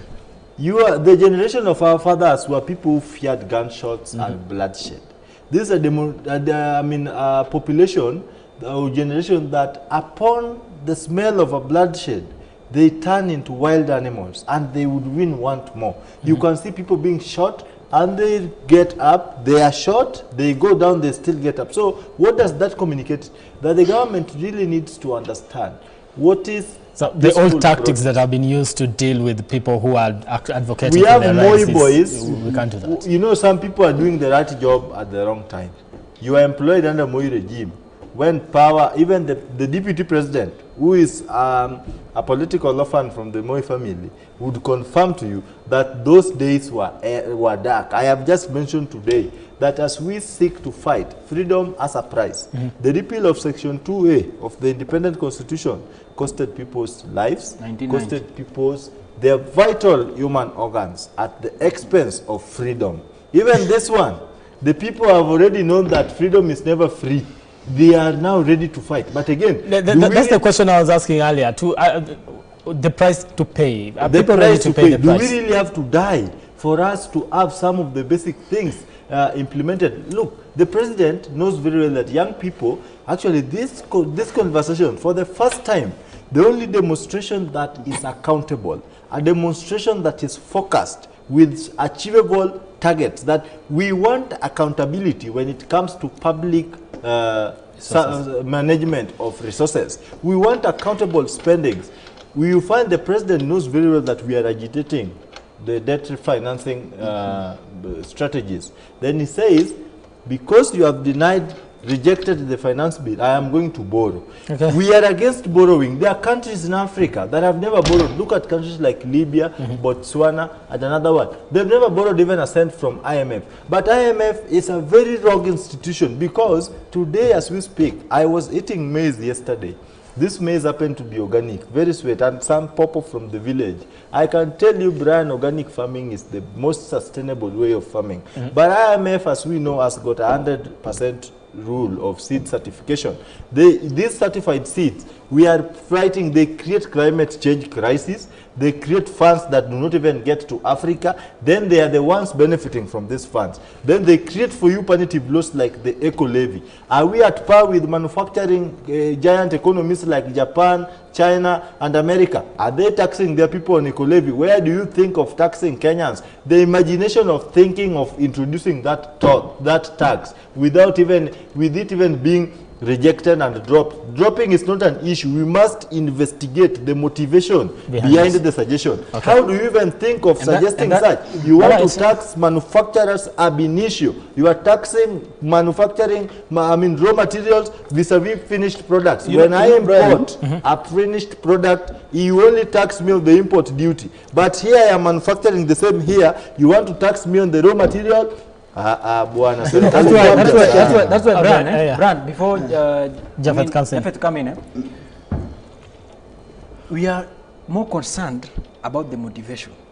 Because, let me tell you, if young people, not people, but young Kenyans could have not stepped out to tell this government that you are not going to pass this thing, that thing could have passed by now, shamelessly. Yeah. Let me tell you, let me ask you a question, Brian. You're a journalist, and I believe you do research here and there. Why do you think a poison has an expiry date? Yet it is a poison. If this water expires, it becomes poison. But a poison in its existence has an expiry date. So what happens after it has expired? That's an explanation that the system is already rigged. This system as it is rigged. And that's why when the president was now rejecting his own finance bill, which his puppets in parliament had passed, and now the puppets are sitting behind were clapping, and you see Osoro shamelessly clapping. This guy has now rejected. Let me tell you, the journalist who is asking, what about development? Development guy. It is a shame. You know why we are so much bitter with the young members of parliament misbehaving? Those are the people who make the situation look like youth cannot be trusted by leadership. Yes. Because somebody like Osoro, a young man, somebody like Shunga, a young man. Actually, this parliament has given a reason as to why young people should not be allowed to lead, but that is an harm to young people. Given a leadership opportunity to lead a national assembly.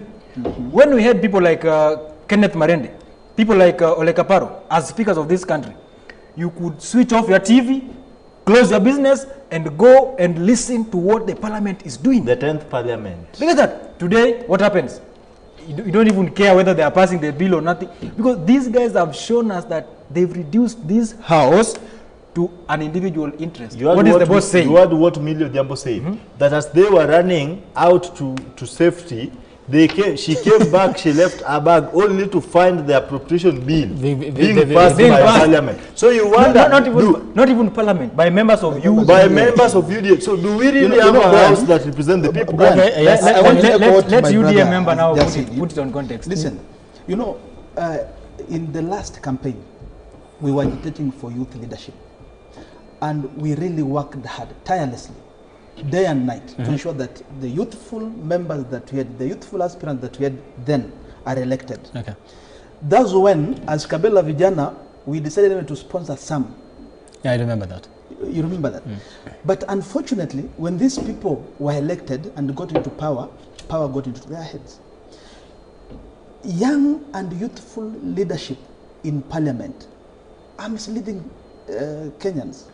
The arrogancy, the kind of arrogance that we are seeing in them, not only in the government, also in the political party that we fought for, in a party that we built. In fact, we were moving from one house to another, doing the registration, membership registration for UDA. But when it came to even the grassroots elections, you know, there's some who are calling me and asking me, why are you quiet on what is happening? I told them, why it has reached with this government, then we have to wash our hands. You know, but if you wash your hands, my friend, why you washing your hands? You see, and joining the revolution. Listen, we are joining the revolution. What Japheth and is that's saying, why we're in the streets. What Japheth is saying is very sad. Let me tell you. I want to speak from a political party perspective. Do you want to tell me that in UDA, as it stands right now, or before, during elections, towards nominations, Karen Nyamu was the best woman to sit in the Senate? I'm not being personal, No, you know, but look at how allow does a us to nominated speak member some of come these and tell things us? How does a nominated member come and tell us that we have talked with somebody? We are going to give tampons to primary and high school students. Do you know what a tampon is? A tampon cannot be used by a girl who is still a virgin. Banner. That's what Mention the nominated Let's make it blank. Okay. So what we are saying, what this guy is saying is true. At the nomination point, that is where the youth were shot. On the directing opportunities to on the head. local, and Whatever the that people was in the against the streets. president today And that's what are I'm his telling own you, men. 60% of the youth in these streets, majority of them are UDA members.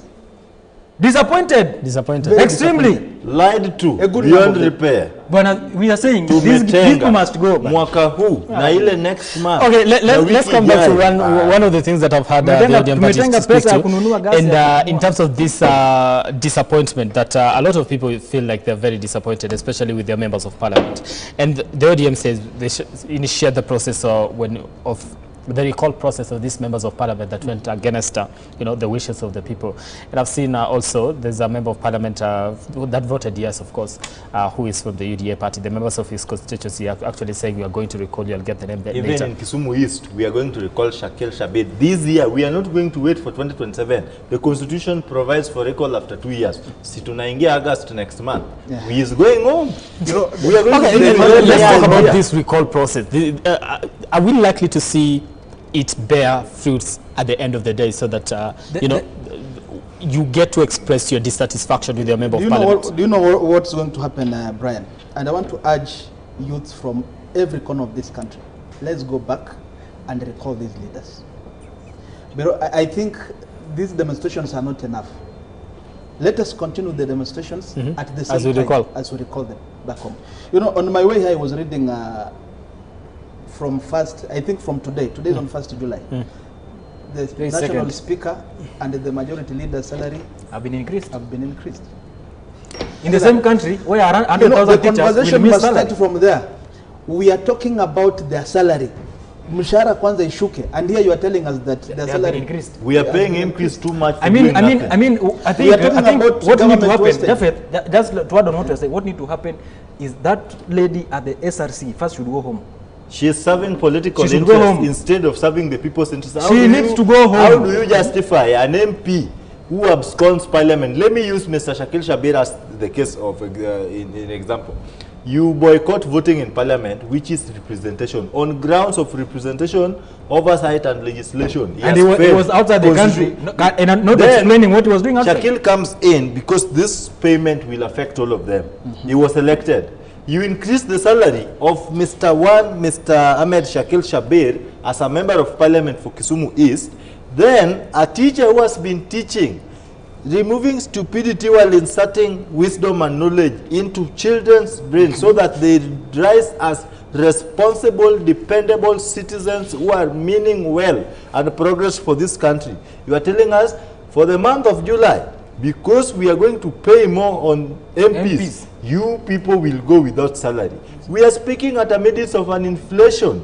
We are speaking at a midst of a situation, a political crisis that we have in the country. No one cannot survive on anything. And then you are telling us you are going to pay politicians more than you pay professionals. Since when in the world did a member of parliament start earning more than a doctor, start earning more than a teacher? But what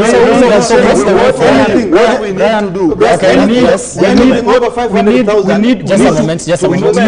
we need to enhance. Let me put it just a moment. We need to enhance professionalism and empower professionalism.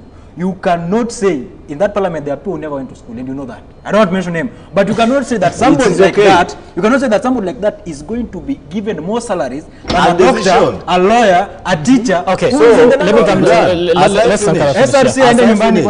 as I finish, we really need, before you ask me the question, we really need to re-examine the goodies that are attached to political offices. In my own opinion, as the protests are going on, some of the justification and bare minimums we are going to make is to have extremely pathetic situation for elected leaders in those offices. As a leader, you are elected to serve and not become a boss. Why should we have 100 billion attached to MPs to do CDF disbursement, where they demand an electoral card? How do you tie education, which is a basic right for every child, to a mere political exercise that ends in a day?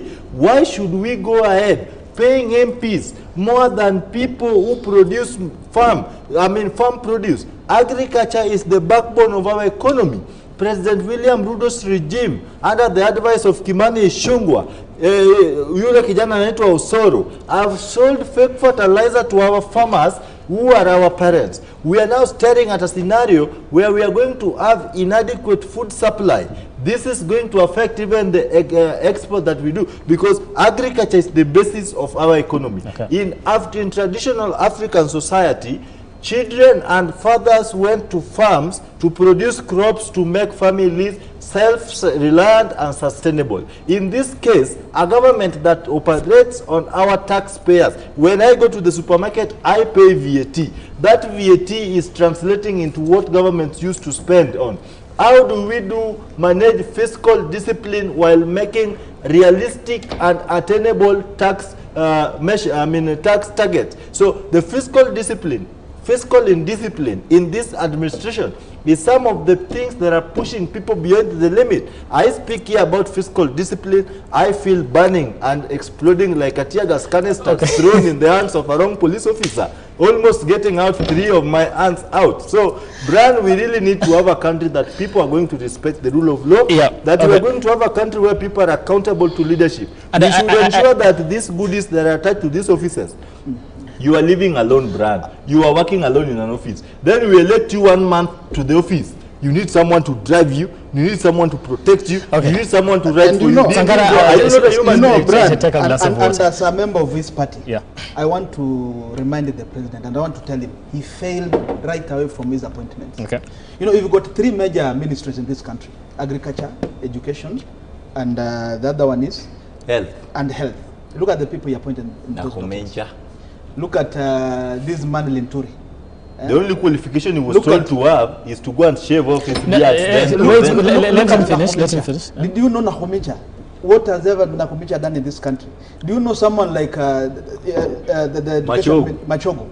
Machogo has never. He was a failed politician. Okay, so let's focus. This guy is bringing up that point. Just give him time. It's not an issue of mentioning name. We are putting the president on check. We are ready to be arrested. We are putting the president on check because the problem. What he's saying. Those are the problems we are having. I get you. Just a moment. Jeffrey, proceed. No. We need the serious appointment. Okay. Serious dockets. A moment. Take a glass of water first. Listen. let me chip in on the issue. No, wait. I need to finish it. I need to finish with Jaffa. Your water is down here, but I think you guys need a glass of water. So I was talking about the issue to do with representation, especially when it comes to members of the National Assembly. And we are in the process of recalling that. And I want us to exhaust that first before we get into where the mistakes were done when it comes to appointment in different particular ministries that we are now looking at and saying, by the way, we need to cut on these ones. And some of the people that you put in office are not very effective on some of the mandate that they're supposed to be doing. Let's focus on recalling these members of parliament, because that is where Kenyans feel like they were really, really let down, especially with the arrogance that you're actually putting out. When you speak to youth and when you lead these particular movements of youth and when you oppose the government, when we start the process of recall, where do we start from? You know, recalling members of parliament, it doesn't need any direction. The constitution is very clear. It has given us this mandate to recall them after, I think, 2 years. Yes. After 2 years. And August, I think next month, we are ready to start recalling them.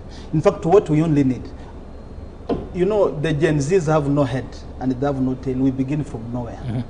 As long as we achieve the objective of what we want. So the recalling members of parliament, I want to urge all youths, wherever we, as demonstrations continue, retreat back to your constituencies. See whether that person who is serving as your member of parliament voted for, number one, the illegal finance bill that we had. Number two, the arrogancy. If this person is fit to hold that seat. Number three, if that person is doing exactly what you sent him to do in parliament. If he's not, start immediately collecting the signatures.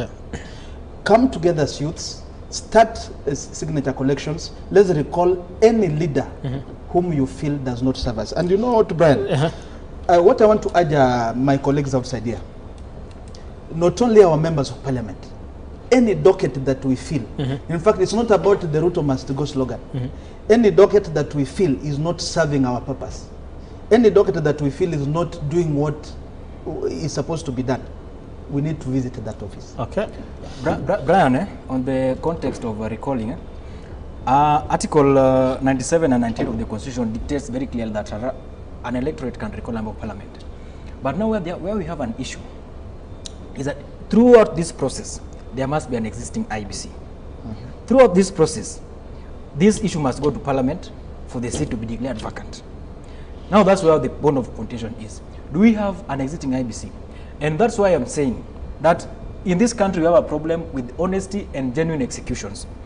Up to now, we are not having a system of IBC, and it is intentional. Because the executive also understand that the parliament has been captured and the leaders within the parliament are failing, and the possibilities are there that these guys can be recalled because the grounds of recalling them are very valid and substantive. Now we do not have an active IBC. Get that? We have to constitute the IBC for this process to manifest. Number two, if we had an IBC, do we have a Speaker of the National Assembly who is trustworthy enough, who is honest enough to declare in the floor of the House that Kimani Ichung'wa, Kikuyu constituency, members of electorates have recalled you and therefore your seat is vacant? Do we have that person? Those are the questions we are asking. The credibility, the honesty, okay, that the objectivity of the leaders we have.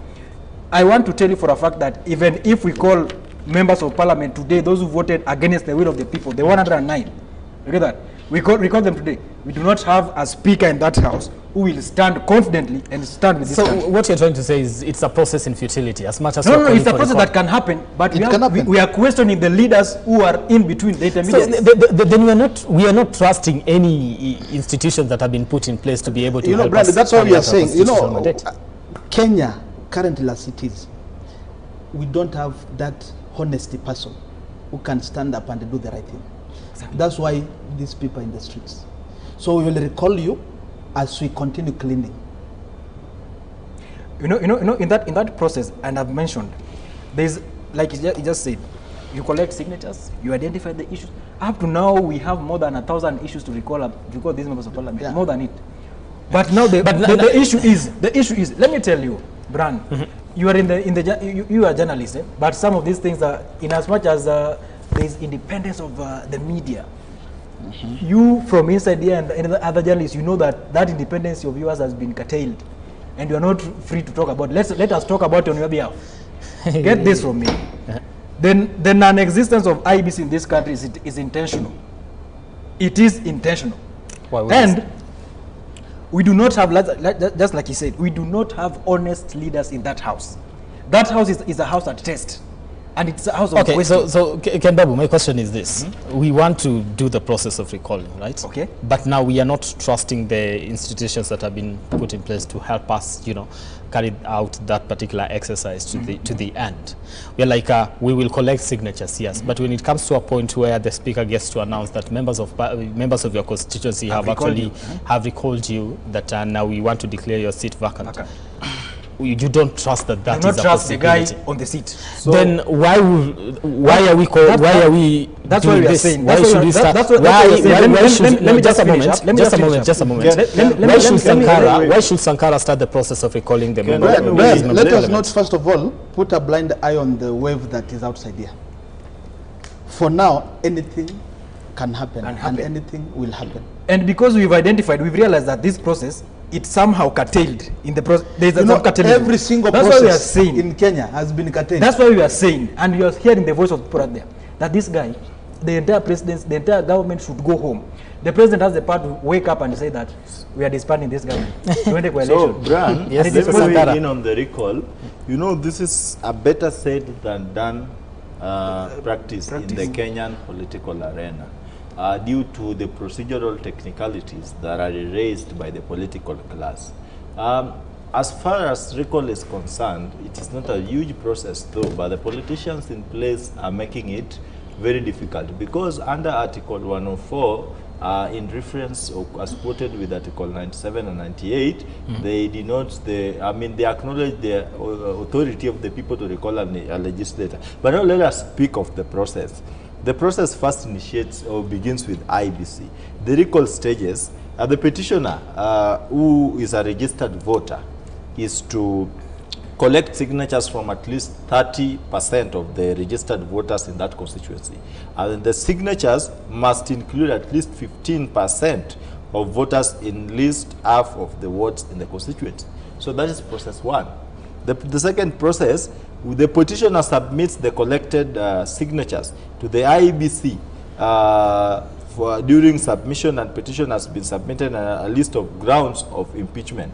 On the grounds, we have gross misconduct, violation of the Constitution, an electoral offense, blah, blah. They form 4 grounds, or 3 of the 4 grounds that constitute the removal of an MP from office.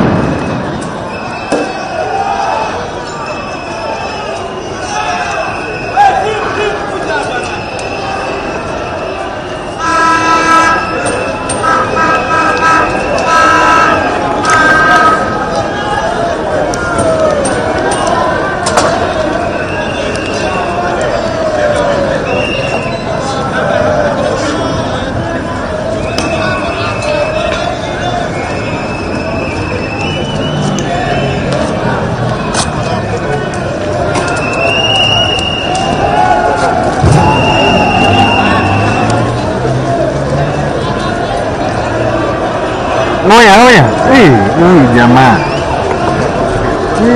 Najaribu kusonga huku wewe unipata.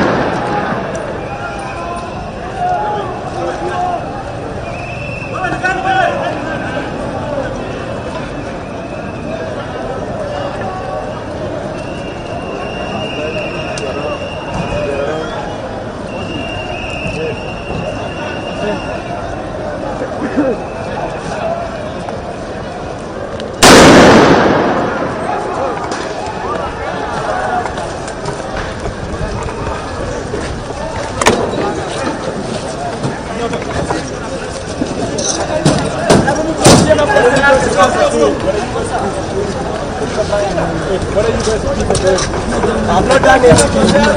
I've not done anything. I've not done anything. I've not done anything. I've just arrived in town. Sikaraunda mniambia pale ni nyuma dona. Bwana. Nimetoka kwa maji. Mimi mzee wa maji. Huyu wa maji. Nimeshuka tu kwa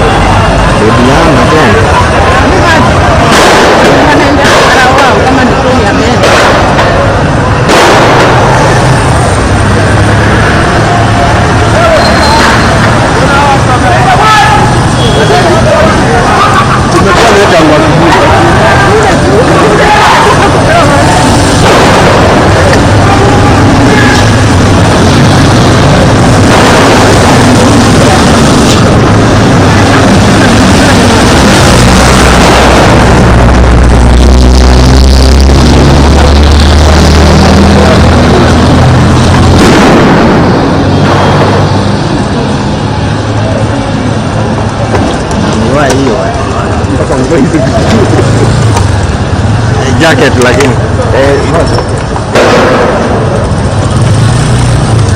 Nishikia hapa. Acha nivae jacket.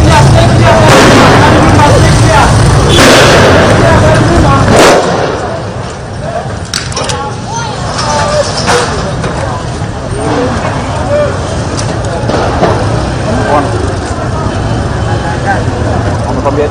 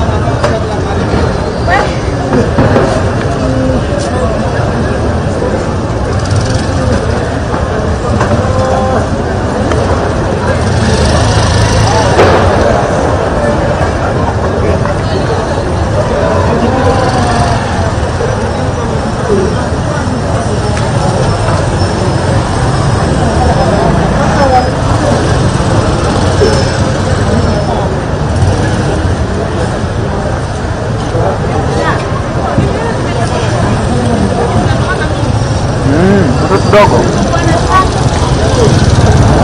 ya kulipuka ya blue ndo baya.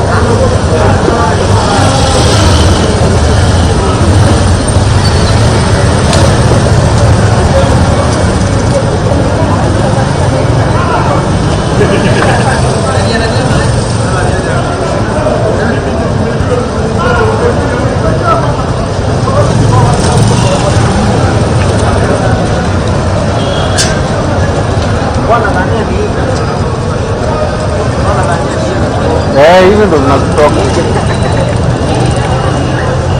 Ikitoka kwa hiyo kitu.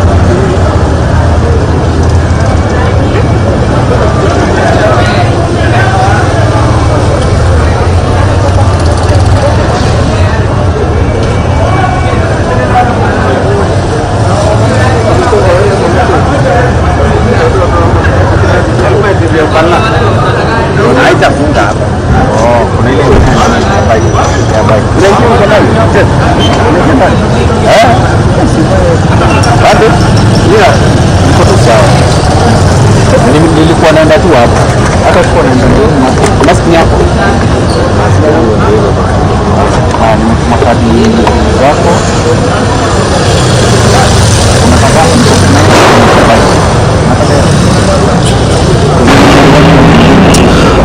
Right, these are live pictures coming to you from the CBD here in Nairobi. Of course, just seeing police using tear gas to try and disperse protesters who were hurling stones at the police officers, because it's been a running battle, for the better part of today. Whereby we've been able to see quite a lot of action happening on the streets. What you've been able to see just a few minutes ago is that there's hurling of stones at police officers and the use of tear gas to try and disperse the protesters who are gathering on the streets of the CBD. Right now, of course, some of the protesters gathering, they are just, as they continue with their picketing, which we say is, of course, their constitutional right, with police officers trying to disperse them and bring sanity and calm back to the city of Nairobi, because as it stands at the moment, there's stopped, it's somehow come to a standstill whereby businesses have been closed. Operations in the city, of course, is not as normal in other days, and the protests have taken a different turn with what we've been able to experience in the past few weeks, whereby in the past few weeks it was a little bit calm and organized kind of protest that did not get to disrupt a lot of normal activity in the CBD. There was a full operation of matatus and also businesses in the central business district. But today it's somehow different. Shops have been closed and of course tear gas all over the city and stones being thrown at these police officers who were by protesters who are trying to make their way to some of these streets to just make their voice heard as far as these protests are concerned. That has led to the paralyzing of businesses across the city of Nairobi, and as we continue to cover that, yes, we continue to update you what is happening as far as these protests are concerned, and where and how the police are engaging protesters trying to, well, what is happening. Let's come back to, we've been able to see what was happening in Nakuru. Those are, clip of a mother and parents are trying, very saddened by what is the kind of force that has been used. And this is not one. This is just one of the many parents. One of the many parents that have been, have lost their kids during this particular protest. You are young men, engaging in this particular protest. When you see the kind of pain that we are seeing today from parents who've lost their kids, and the kind of statements that we're getting, and the lack of accountability, taking responsibility for the deaths that have been occasioned by these protests, especially by the state, what does that speak to? I think one, the lack of accountability and arrogance in addressing these issues is one of the reasons which is catalyzing the protest. Recently we had the roundtable meeting with the president, the interview, at the media house, and when he spoke about the young man in Dubai, it was so sad. It was very sad because I watch TV and I've seen that woman like 3 times before the president spoke, and she kept mentioning the 8 minutes. You get that? And I tend to understand maybe the advisors or the people around the president or the president himself. Maybe he might have not heard the news, but in your real sense thinking as a person, can you be shot at 12 years can be shot 8 times and survives it? Because we had the president asking if he's alive. If the young man's alive, right? Then he was asking like, guy, he's alive. No? What do you tell the mother of the kid who was shot 9 times? He's alive, right? Exactly, that was the question. What do you tell the mother of the kid who was shot 8 times? And then he's asking, he's alive, right? Now what I'm trying to think, if that woman was watching that interview, of which I believe she was. She did what she asked. How did she react to that? And then today, I think yesterday or today, the government pathologist who went to conduct postmortem to that young man comes and tells us in public, shamelessly, that the young boy was shot once, and the bullet penetrated through the arteries and the arteries. That's why he died. I mean, what kind of system is this? Okay, let me ask this. Does that then make you feel like the head of state is someone who doesn't have, is not in touch with what is happening on the ground? Allow me wrap up my submissions.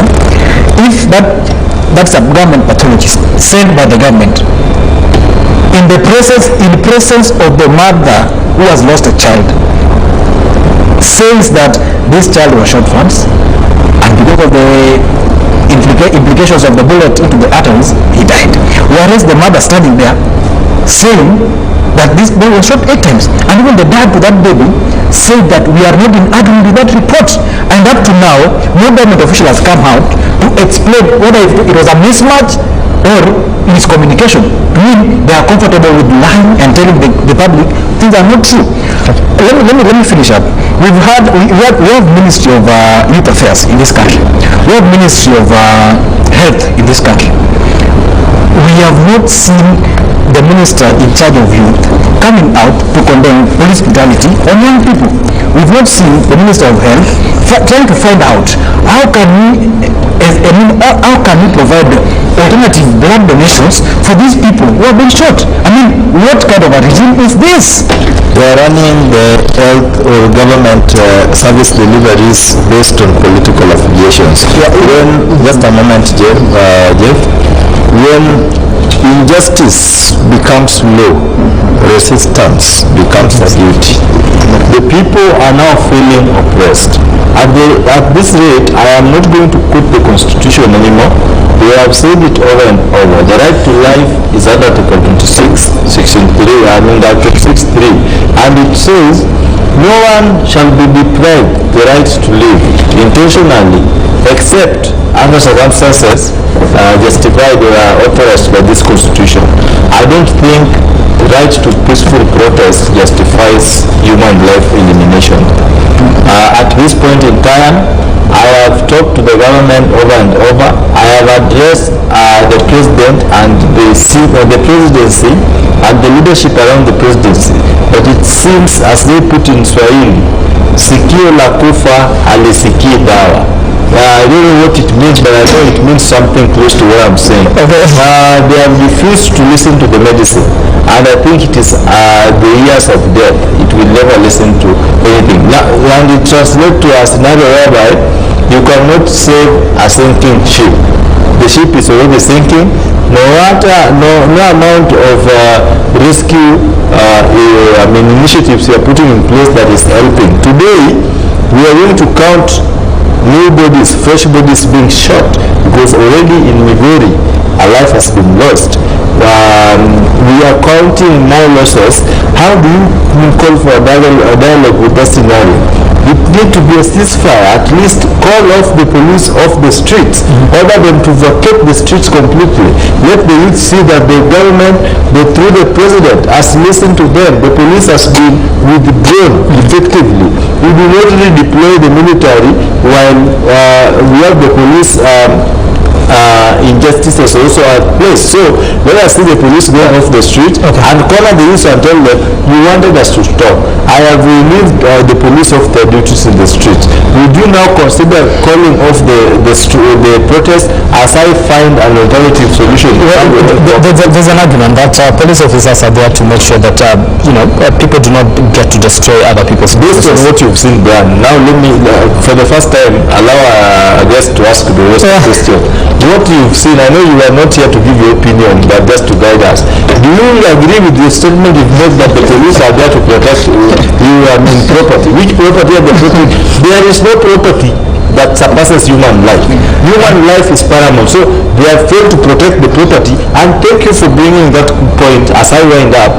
It is very, very, very sensitive that we are discussing this, because believe you me, in a scenario where the citizens start protecting their wealth against destruction in the presence of the police, I am telling you, we have been praised as an island of peace amidst a turbulent sea. But what I'm seeing, the brand, the ship has started leaking, and very soon we are going to drown if we are not careful, because that is how will we know that so and so is protecting their business truthfully? How will we know that these are not people who have been hired to paint negatively the protest? How will we know who is who and doing what? Please, just be Kenyans. There's a question you asked whether the president has lost legitimacy. Not touch. I talked about touch. If he's not trusting anybody, let him trust what I'm telling him. I belong to his political party. I campaigned for him. And do you know why people are hungry? Is because when he was campaigning, he spoke to us exactly what we wanted to hear. He was in touch with the ground. He spoke on the problems that we are going through then. In fact, he spoke to our hearts. We moved from one economic block meetings, from one county to another. In fact, I went to almost 20 counties in economic blocks. Western, here in Nairobi, we had one in West Coast. And whatever that the president was speaking was the reality, what was affecting Kenyans. When we got into power, we don't know what happened. And that's what I'm telling you, majority of the people, and if you look at the towns where demonstrations are, it was hijacked by Iron Man. Majority of those towns, can you imagine LA town having demonstrations, Nakuru town having demonstrations, Nyeri having demonstrations, Murang'a, where we got votes? Where were our strongholds? Where we knew that these are president's strongholds. Those are the people that are what I'm telling the president is, ask yourself, why is it that the hustlers who trusted you, who listened to you, the popular man in the hustlers. But are the same people outside to demonstrate against you. So I think the president, that's why I've said the president needs to calm down and not holding meetings, the committees. The president needs to calm down. I've seen him calling church leaders to State House. I've said I have a lot of action happening in the streets of Nairobi. Police officers, of course, are just trying to disperse people who are taking to the streets to protest. That is, I think, an active training session. What's happening in Nairobi town? This is a movie. The president needs to stop calling people to State House and go where people are. Okay. He needs to call youth in every county, sit down with them. This issue of having a committee to talk about matters affecting youths. Okay. Let me pose something to you, because now you worked with the president and you campaigned with the president. This is the thing. The other day he was asked a question. He was told, you see, a lot of people do not associate you with the truth. And it was Mr. President, a lot of people asking, when will you stop lying? When he was campaigning, at what point did you believe that whatever he was saying at that particular moment was the truth? How are you convinced? You know, Brian, if today I come and tell you whatever that you're in, the tie is blue, you'll believe me. Well, that tie is blue. Because it is tomorrow. And if tomorrow I come and find you wearing the same tie and start telling you that tie is not blue, it's black, definitely you start telling me you're a liar. This is not black. You know, when the president was talking to us then, he spoke on issues affecting Kenyans. Everybody saw what the president was talking about, the candidate William RUTO. He spoke on issues that were affecting us directly, and we believed, because whatever that he mentioned then was what was affecting us. But when he came to power, he did opposite of what he told us. And the reason I wanted the president to know that it is not about hating him, it's about a rotten system. After Tuesday's demonstrations, we had demonstrations in our headquarters. Youths who came to tell the party, go and tell the president he is not doing what. And that was because of your party, right? And these were people that we worked with, now you see, in the party.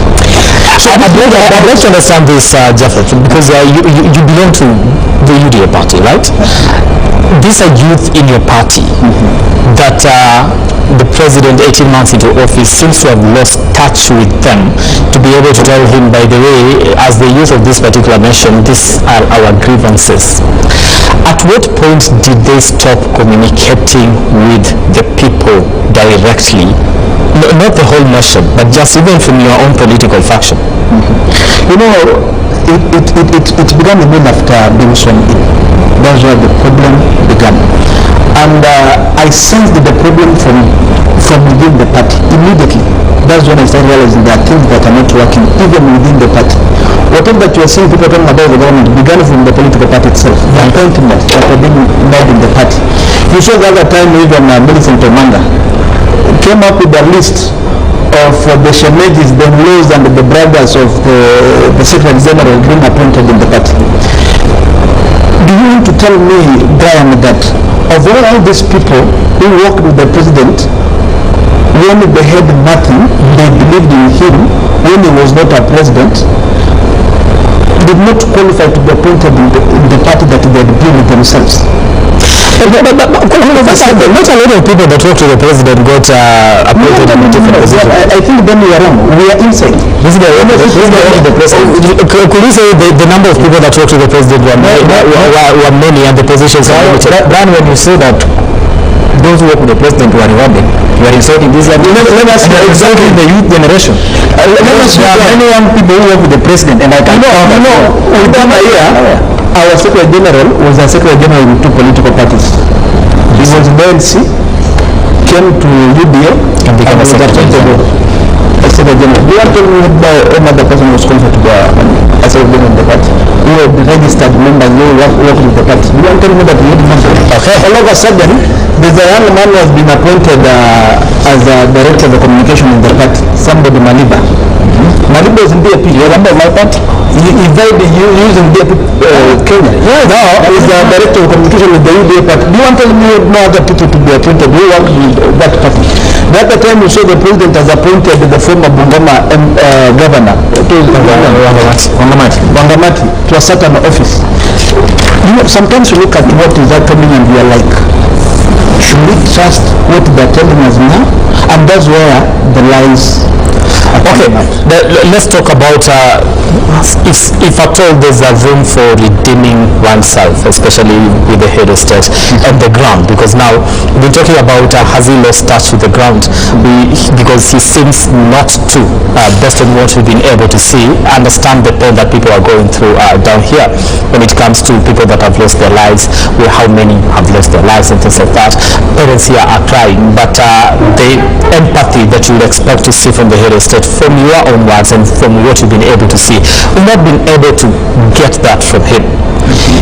Is there room, or is it too late already right now for the head of state to redeem himself with the population? In his interview, he was asked by Latif, when will you stop lying? So when the president was asked when he will stop lying, and then here on his first day of State of Nation address, he never appreciated the provisions of the Constitution that provides for peaceful protest, and also potentially anticipate a scenario where a gang of Maridas can hijack the process, infiltrate and water down the entire gains of this group. He went ahead and called all these people dangerous, treasonous criminals.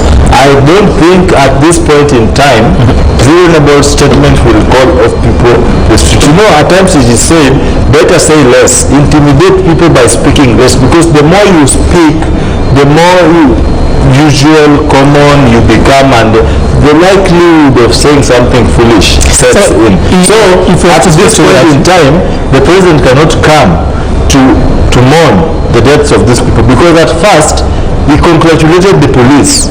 What was he congratulating the police for? And the bosses, the people you've employed, the media, where is the fourth estate, has informed you of mass or unjustified use of force against peaceful protesters, by extension, elimination of lives. And then you rise to read a statement that, pursuant to provisions of Gen Z scrutiny, says it was AI generated.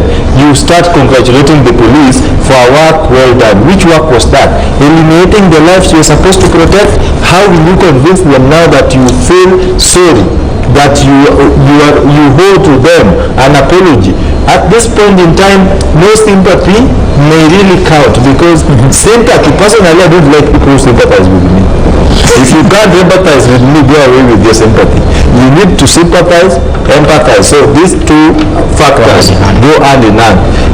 Even at most sympathy may not work. I don't think with what is happening, at least if there was standstill of activities, especially from the state side, no deployment of armed police officers, the police can come to the streets unarmed. If in an event that they are overwhelmed, they can call for backup. There is now a justification for use of force. Here you come already armed to the teeth with the very dangerous arsenals, tear gas canisters. Whom do you want to tear gas? You come with guns, bullets, you are shooting at demonstrators. Then you, in your mindset, you are executing violence and you expect reciprocation of peace. My friend, we are all human beings. We cannot entertain. So the president, and there's no room for redeeming anything.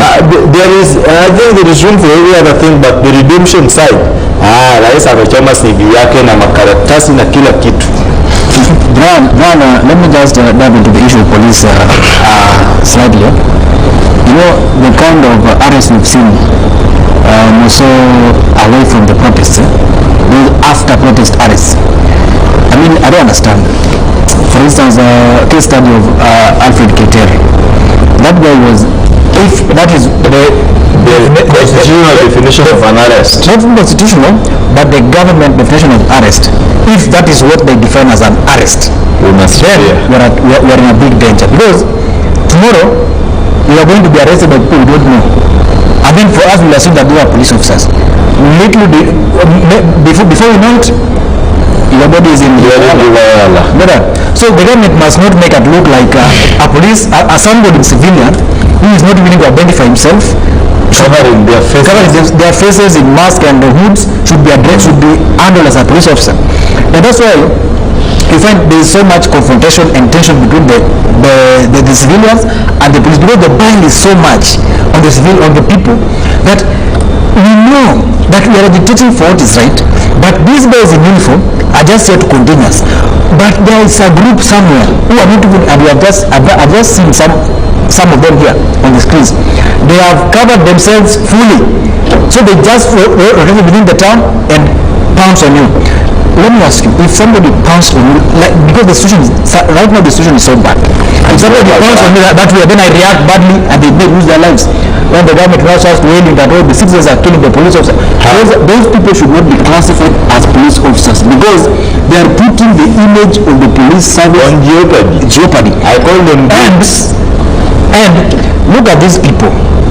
You think, and I want to tell you, on Tuesday I was in town, and to some extent I thought there were not going to be mandamandos until the police officers started throwing tear gas. No, we were with you. You were with you? Yes, in the morning.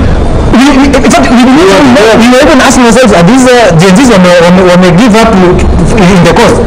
But a police officer just come from their lorries and start tear gassing a group of people chanting and a group of journalists. He ordered the journalists to vacate the streets. And I was asking him, do you have the land title deeds of this street? Where do you want them to go? They are doing their job. You do your job. So that was the genesis. Of my for me, I feel there is still room for redemption. There's still room for redemption. How does it redeem itself? Stop lying to the president. For me, I believe so. If President William Samoei Ruto will be the man that I knew and that I decided to campaign for. Remember, I came from a constituency that was predominantly an opposition zone. But I took that risk to believe, because I sat down, listened to his manifesto, we went around, listened to him. If only he can be the man that I know, and calm down and listen to what Kenyans are saying, he can redeem himself. He can redeem himself. Number two, I want him to come down and do exactly what he did during the campaigns. Not send people, not form committees. Yeah. I want him to come in these streets and talk to these young people. By so doing, he can redeem himself. Okay? Because I don't see a reason why the once popular candidate in less than 2 years is all of a sudden unpopular on the ground. Even in his own town, Eldoret, we have demonstrations. So I think if we can take that step and come down. The other time when on Thursday when police killed the young man here in Parliament, I saw him when he came to address the nation.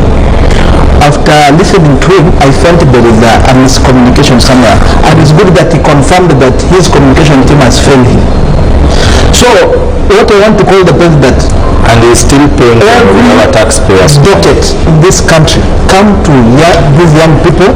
We've seen what is happening. We will mention their names and tell you whom you are sending home, whom you are going to replace, which office needs to be replaced, and by so doing, the unconstitutional offices must be brought down immediately. And if you do that, you'll be a darling of most of the young people. Okay.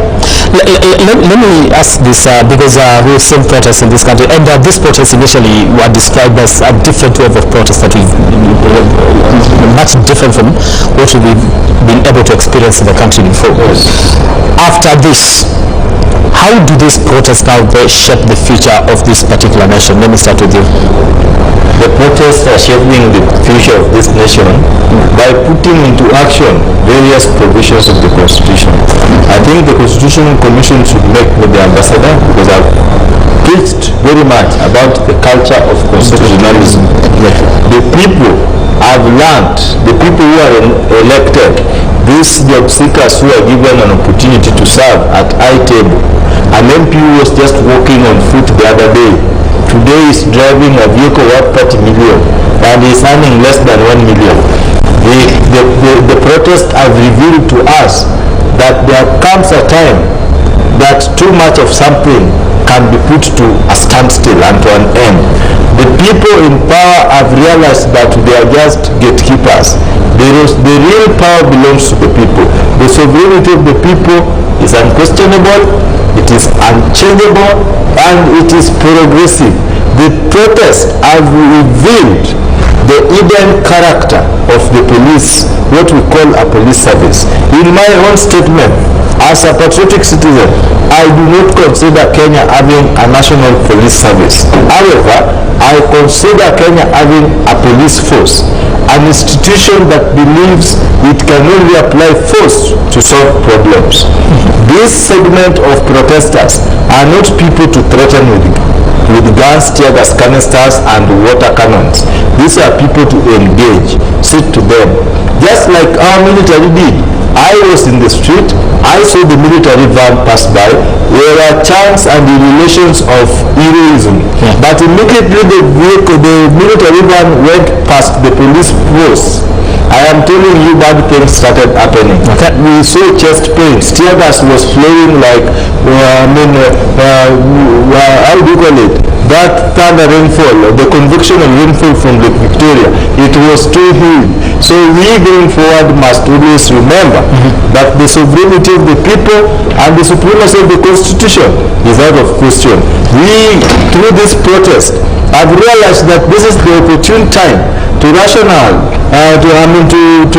the salaries of the MPs and people who are out of public coffers, so that we do not go forward with ballooning the already ballooned wage bill at the expense of service delivery. Today, we use 46% of our GDP to pay what?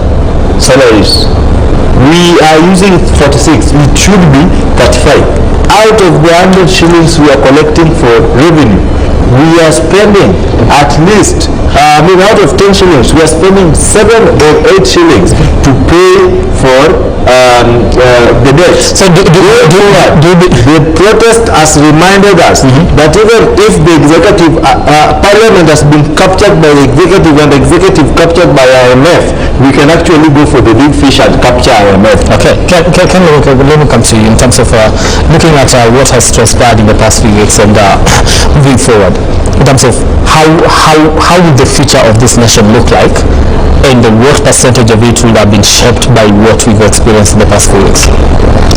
First, I would like to make it clear that, and I said this before, that in 2027 we are going to have a serious uprise of young people at the ballot, either voting or contesting. Take it from me and put it in the bank. And that will change the dynamics of this country. Because what is happening today might not, it might not feed people's minds by 2027. Because we've seen this. And do you know that as we talk right now, the East African community has communicated, and the cost of oil is going to go up. Double what we have today. That's the status we are right now. The cost of cooking oil, diapers, and pampers that we're talking about here are going to go up as per the East African community. And that thing, if you read through that trend, it is the Kenyan government that applied for such measures. So that if the finance bill collapses, we have other ways. We will meet with them at the right time. Back to the question. The protest that you've seen is an organic process, not led by anybody, not political, and not tribal. That tells you that you, Branham Wai, the grandson of Nabongo Mumia, you can want to contest and capture it in 2027. Provided that you have an agenda, you can be an MP there. That's the dynamics of politics that we're going to have going forward. So a tribe-based kind of political agenda. Tribe-based kind of politics, issue-based politics, agenda-based politics. That's why if my brother is saying that the Muindi guy must go home in Kisumu East, I don't have any problem. And let me tell you, as a young people, we are going, and that is what we are doing. That's why you see this is not mobilized from anywhere. People are just coming out. This is a youth agenda. It's a youth-centric thing. We are going to vote young leaders by virtue of them being young. Leave alone the agenda. How do you maintain momentum? Because I tend to disagree. I believe we can voting young people. Let me justify it.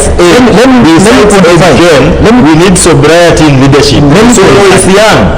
Kimani Ichung'wah was just walking into it, taking selfies. I mean, very funny looking photos in the streets of Kiambu. He was young. I have not finished. I'm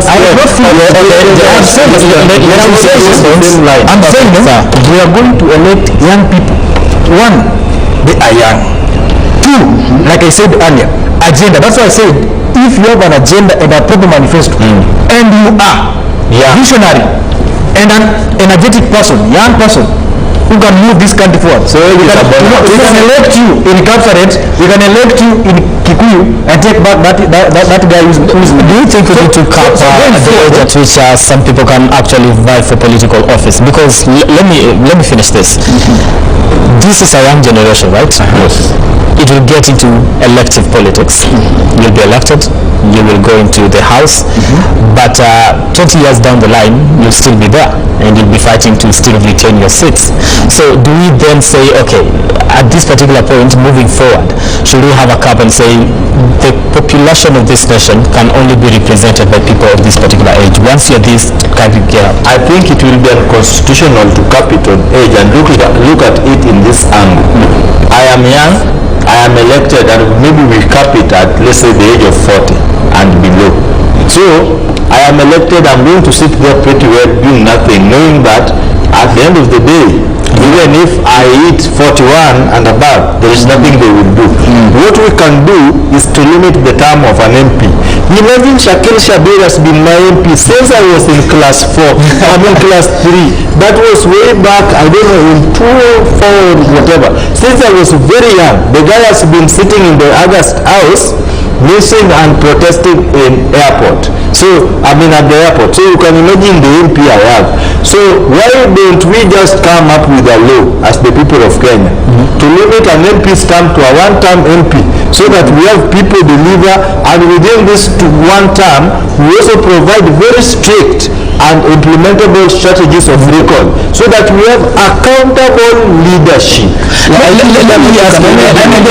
me just chip in before you ask another question. Let me go to Jeff. With the incoming member, I'll give you an opportunity. This guy, no, I'll give you just a moment. Please, just a moment. Brian, I think what you can do is to limit the term. But when it comes to age, it's not a war between the old and the young. But this is the thing. You limit the term, and yet we've had conversations around term limits in this country just recently before all these protests were actually happening. Term limits, no, just listen. What the elected officials were actually saying is that 2 terms, even for a president, is not enough. If you limit the term of a member of parliament to represent you, to one term, they'll argue it is not enough to be able to. The elected leaders that you're talking about are the same leaders that you're discussing about recalling. The reason why they want extra terms, they want more years in power is because of the greed that they're having. A true and good leader can change his area of leadership within a very short time. If they can only understand what am I saying on the streets, that is very wrong. These policemen, all this. Okay, wait. They can understand. Commentary is my job. Commentary on whatever is happening is my job. Okay, if only they can understand the role and do exactly what they were elected to do. 2 terms are enough. President RUTO served for 2 terms.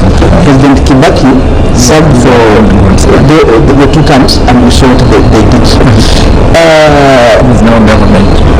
Talking about of course, just a moment, the picture that you've been seeing on the screen, of course, you're seeing Kenneth there with what we call wounds, of course. I think that was the photo before, somehow getting my guests all agitated, I don't know. Okay, let's get back to you, Jaffa. Brian, if we can get the right leadership, if we can get the right people in power, that's our problem. Okay. It's not about the age, it's about having the right people. And that's what I'm telling you, the president, you are probably the wrong people. You we got the wrong people into leadership. We appointed the wrong cabinet. I remember, I think it's a year after his election, when he was talking to these people, the people that he had appointed to different parastatals, we remember him saying, I've even come to notice some of you don't even understand. So that one can only tell you that he knows the problem that is in his government. What he needs to do is to come out and make sure he changes where change is required.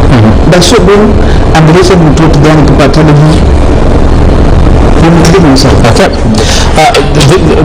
My next question will be in issues to do with that, because one of the things that has actually come out in this particular protest and the demands that have been put forward is the issue of budgeted corruption, where you say, okay, there are offices that we need to actually be scrapped. Now, I know you've mentioned this in passing as we were continuing with our conversation, but I'd like us to get into the details of that and how looking at that is going to solve the issue of a proper budget first, and also just getting to finance some of the key issues and the key ministries that will be that are very center when it comes to the functionality of the country. Let me start with you, Ken. Thank you. Brian, if we have many unconstitutional offices in place, and the biggest issue we have is these offices are funded from the exchequer. If you talk of maybe PCS, Prime Cabinet Secretary, the office holder is also the Minister of Foreign Affairs. Why can't we just have a constitutional office which is Minister for Foreign Affairs? Okay, do that. Because if you look at this office, it's budgeted for in billions of money. Do that. Down from that, we have the office now of the spouse. Away from that, we have the spouse of the deputy president. These are not offices articulated within the Constitution 2010, as we envision the devolution. If we scrap off these offices and divert those cash that are being put in these offices to development, I want to tell you we are going to save a lot of money. We talked of CAS. Maintaining those CAS could have costed many millions of money. But now the president put himself forward and said, you're going to stop it and put it aside. I think he needs to step forward and scrap off office of the Prime Cabinet Secretary, the spouse, the three spouses, because each and every office has a budget. I think this issue of innovation left, innovation right, I mean, what are we renovating? How do we renovate a house worth 400 million with 600 million? I mean, 600, the figures. It doesn't make sense. We need to cut this cost, we need to cut these expenditures, and then going to Parliament, it is high time that we revise the salaries of members of Parliament. Do that, so that we can have a cap for that salary. What will you propose? This guy is so million members saying we can reduce it to 200,000. Yeah, it's okay. Let them put it in at 300 and then erase or put away all these many allowances that they are into. Okay, but the member of Parliament, I think a member of Parliament should be entitled to an allowance, travel allowance on official duty, maybe out of this country. Because if you are going to your constituency to do your constitutional mandate as enshrined by the people, I don't think there's any of you being given allowance to go to. And then, on that official travel, why would I pay an MP from the Kenyan Parliament to go and benchmark an activity in Rwanda that Rwandese claim that the policy was sought from Kenya? Like the dairy farming. We had a bunch of MPs who left Nairobi for Kigali. They went to benchmark to see how dairy business is done in Rwanda.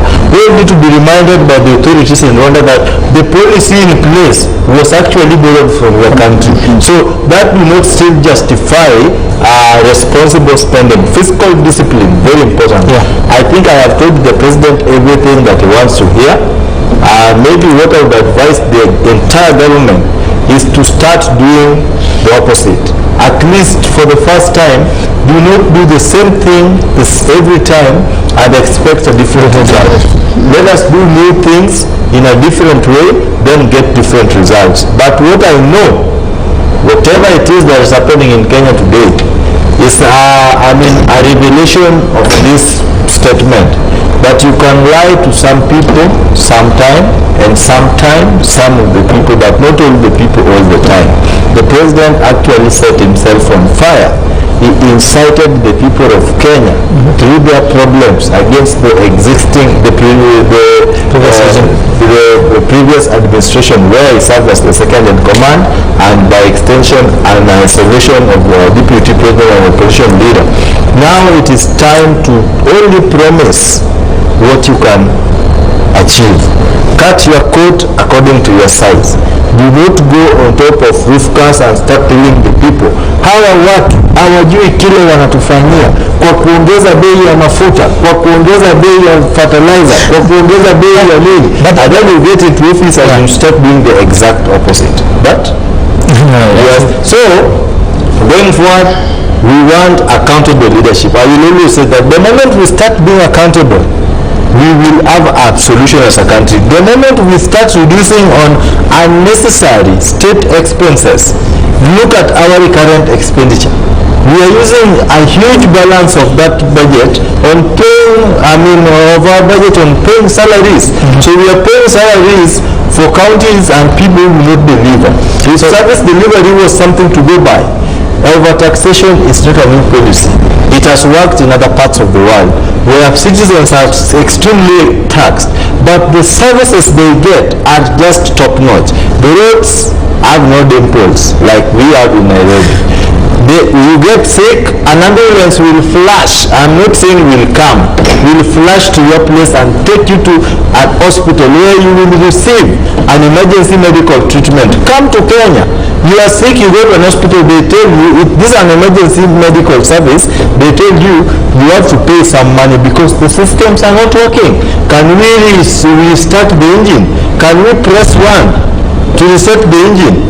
Because pressing 1 is just invoking provisions of Article 1, the sovereignty of the people. Press 1 to redeem the engine so that we have a country where, regardless of where I am, I feel safe. The deputy president promised during elections that the police were going to escort drunk people home.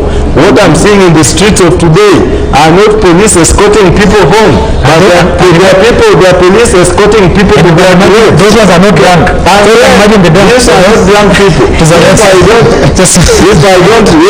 forget, Ken, you're distracting me. If I don't forget, they promised us a scenario where the police were going to escort drunk people home. At least we are not seeing the people drunk. Why are they being escorted to the graves? We have seen youths only being targeted as violent as criminals. But in the same instances, we've seen police officers escorting injured televisions to unknown destinations. When he said we were promised for the deputy president, I thought he was going to mention the people of Kenya are promised to go eat chile na nyama. That's beside the point. Now let me come to you. All these recommendations look good. Yeah. At some extent, they look. When you tell that to someone, they can be done. But let's talk about the goodwill. That is because it requires political goodwill to actually get to achieve this. If we say we want to reduce the salaries of the members of parliament so that because we don't want to be spending so much on recurrent expenditure and all that and paying salaries, a big chunk of our budget going into that. What would be the best rationale to go about this? Because even the same MPs will not to some extent agree to this. Brian, sometimes it becomes so difficult to answer such questions because of the reason why we're in the streets. The political goodwill, the leadership itself, the readiness, those who are in government to listen to whatever that you're telling them. Imagine if they were to listen what the young people are telling them the first day the demonstrations began. We won't be here seeing what is happening in Nairobi CBD currently. The problem is that we've been having leaders who are not ready to listen. Generally, we have a system that is corrupt, a system that has been curtailed, a system that is rotten. And that's why we are telling the president, listen, it's time you come and listen to us. I've told you I'm speaking as an insider in UDA party, a party that the president's party. We've got people who are not listening to what people want to tell the president. There is a certain kind of arrogance that you're seeing in people surrounding the president. What the president must do, number one, he has to reshuffle his cabinet and get the right people. Number two, he has to go to parliament and replace leadership in parliament. For us to start, so these are the immediate things. These are the immediate things that he needs to do. In fact, these are an action that he should have done even yesterday. Kimani Ichung'wah is not a majority leader. Balance Sosoro. People like I don't know what happened with Ndindi Nyoro. That man was reasoning. I don't know what happened with him. You know, so what the president must do, he must start by reshuffling. Look at what Moses Kuria says in public, and that's a cabinet secretary that you want to trust. Look at the kind of leaders that the president appointed. You know, all this mess, the president can get a solution to it if he listens to the young people. Right. Before you, as well, just a second. Yeah, you know, I listened to Emuru Dikir, a member of parliament, and in fact he confessed himself. He said the police shot the people. The police shot people, and again he said, as a member of parliament, he can confess that he has been going out for benchmarking, coming back, and if you ask him what he has built here that you saw there, nothing. Okay, then we must look at the resources that we are wasting. In fact, as Kabila Vijana, we were suggesting at most members of parliament should earn 500,000. Not anything more than that. That's money. All right, thank you. And the next stop, the next stop after this, we must visit the SRC office. Okay, we'll get into that. All right. Okay, thank you so much for joining us, and I want to take you to David Kagina, who is on the streets of Nairobi, to bring us up to date with what is happening, and I'll be leaving it for Milia, who will be coming later on to continue with this particular coverage of the anti-government protest. Kagina.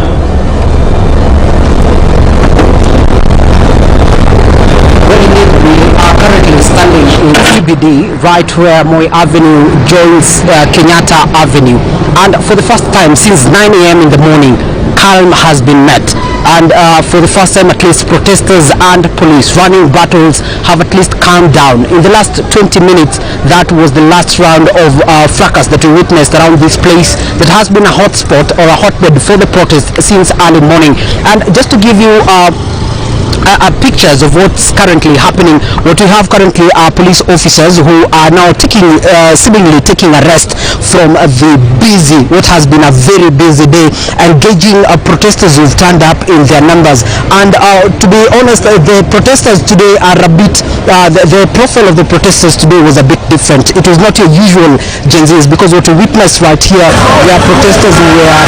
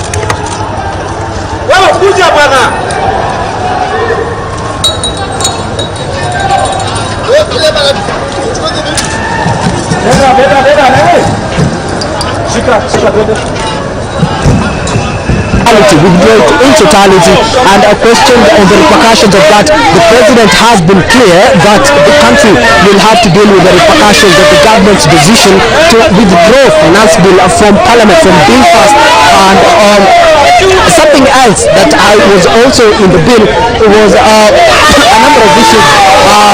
Youth complaining, saying that the wage bill of the country is a bit high. Over 40% of the country's income being used to pay wage bills instead of the recommended 35%, appearing to irk the youth, and who have recommended a number of issues and suggestions for how the government can adapt to meet its metrics later. And also in the recommendations were to cut down on the expenditure by reducing the salary of the members of parliament. And I have a very rowdy crowd behind me right here, and so we just try and mitigate it, see if we can get away from them. If we can't, we just have to speak to a few of them to calm them down. But we're headed towards where police officers are for calm. And just to see, most of the streets here are usually busy. This street here called Cabral Street that neighbors in Menti usually is a very busy stage. We also have matatus, most matatus plying Thika Road as well as Wayaki Way. They make their turn around this junction right here. And right now it is deserted in totality. People who are passing here are on foot, and we also have just a few guys passing here on foot, others on motorbikes, some on their private cars, but matatus on the street have not been seen for quite some time. Indeed, calm has returned for sure after the situation of vandalism, and that's right there, police officers are using the tear gas canister to disperse the crowd that had overwhelmed us before we came to this direction. We've also had a number of people who've been injured, mainly police officers. We've also had a number of journalists sustaining some minor injuries, some from the stones being pelted by the protesters, and some as a result of the tear gas canisters that have exploded close to them. But comparing what we are currently witnessing now and what was currently, what has been there for the better part of the day, indeed, calm has been we are witnessing calm, and what we are having right now is just police officers trying to wrap up the day by pushing off those protesters who are continuing to make attempts to access the CBD. But for the better part of the day, most of them have not managed to cross Moi Avenue into the other streets of the town, and so police have managed to some extent to contain the numbers on the lower side of the town. However, it is also not very clear whether protesters had a destination on the upper side of the town, but most of them, as we have mentioned earlier, were targeting to a good number of them were targeting to loot and rob the businesses on this side of town. And we will continue following up on whatever is happening in this part of town, and also ensuring that our viewers are not left behind on what is transpiring following these demonstrations that kicked off 2 weeks ago in the bid to push for the dropping of the finance bill in totality. Hashtag reject finance bill. On Tuesday, they had a hashtag Occupy Parliament, which they did and occupied successfully. Now you'll allow me to take it back to you in studio, where we'll be joining Milia Kisenya. Thank you very much, Milia. Hivi ndo hali ilivyo kwa sasa, na tumeweza kumpasha mtazamaji yanayojiri mchana kutwa hadi kufikia majira ya sasa, ambapo kumeonekana kuwa na hali ya utulivu. Lakini ni ruhusu kwa sasa nirejeshe kwako studioni. Na asante sana Kagina, unahitaji kupelea maji kwa kutupatia tu ikiwa ni taswira kamili kufikia sasa. Na ni jiji la Nairobi, ambapo katika takriban saa, mpenzi mtazamaji, kutoka majira ya asubuhi hadi kufikia sasa imekuwa tu mbio za mguni ponye, imekuwa tu ni majeneza zaidi ya 6 yakionekana tu yamemwagwa katika barabara ya Moi Avenue hapa katikati mwa jiji la Nairobi. Lakini kwa sasa, kama alivyotujuza mwenzetu David Kagina, ni kuwa kidogo mbio hizo zimepungua, lakini maduka mengi kama mlivyoona kwa njia mubashara runinga K24 yamefungwa. Hali ya biashara bila shaka hii leo imegeuka ndivyo sivyo, na tutakuwa tu tunakujuza mengi zaidi katika runinga yetu ya K24 ya yale yanayozidi kuibuka katika pande tofauti. Na labda tu tukiangazia hapo awali, muungano wa Azimio pia uliweza kutoa ikiwa ni taarifa yake kuhusiana na maandamano yanayozidi kushuhudiwa katika maeneo mbalimbali, na kutokana kwao ni kuwa wamezidi kuinyoshia serikali ya Kenya Kwanza kidole cha lawama kufuatia ikiwa ni nguvu kupita kiasi inayotumiwa na polisi kwa waandamanaji, na pia vile vile kukiuka kwa sheria au maamuzi ya mahakama ya polisi kutumia vitoa machozi, na pia vile vile ikiwa ni risasi, na pia kwa upande mwingine, mpenzi mtazamaji, magari ambayo yanatumika kuwatawanya waandamanaji katika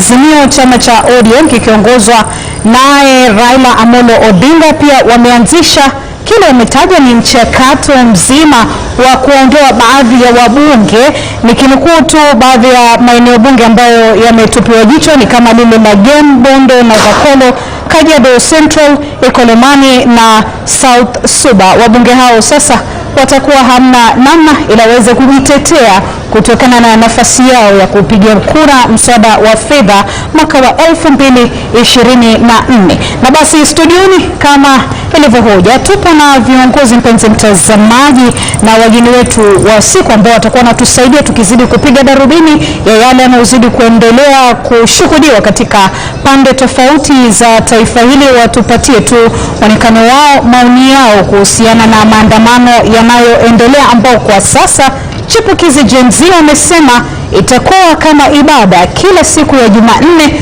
na kila siku ya Alhamisi. Lakini kama taifa, mustakabali wa taifa utakuwa upi iwapo hii ndio itakuwa hali? Na je, rais atasalimu amri? Basi studioni nipo nao, upande wangu wa kushoto jina ni Madzayo Rocho kama sijakosea. Rocha Kundradhi, ambaye ni rais wa muungano wa wanafunzi wa chuo cha UON, na pia vile tupo naye Michael Soi, mkuu wa utumishi wa wanafunzi, analandana moja kwa moja na mkuu wa utumishi wa umma akiwa ni Felix Koske, lakini pale chuoni cha UON. Rocha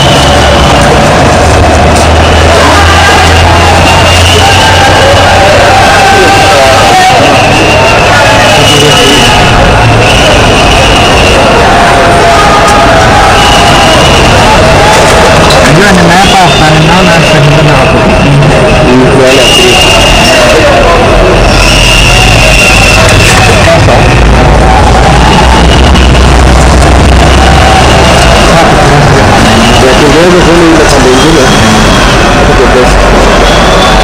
Hapo kwa yangu night. Sasa ni best.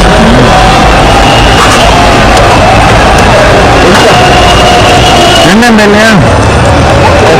Nenda mbele yao kwa polisi.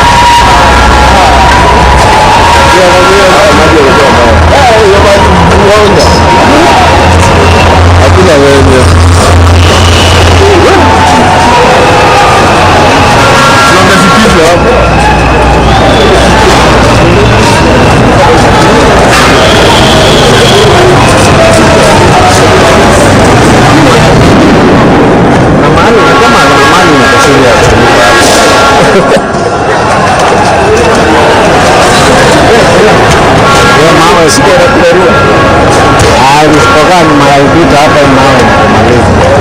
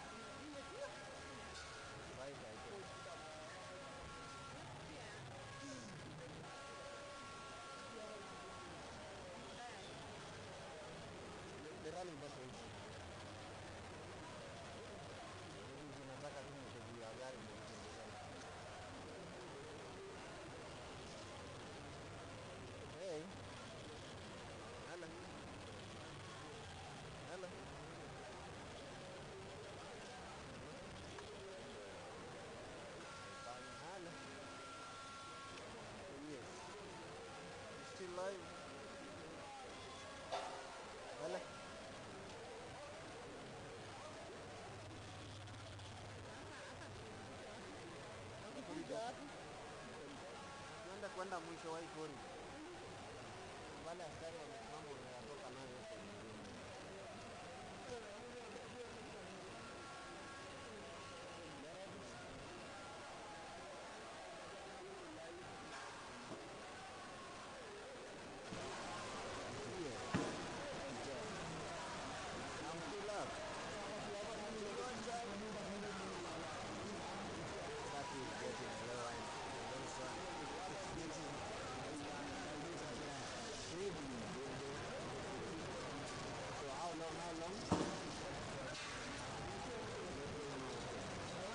mbali na ila yake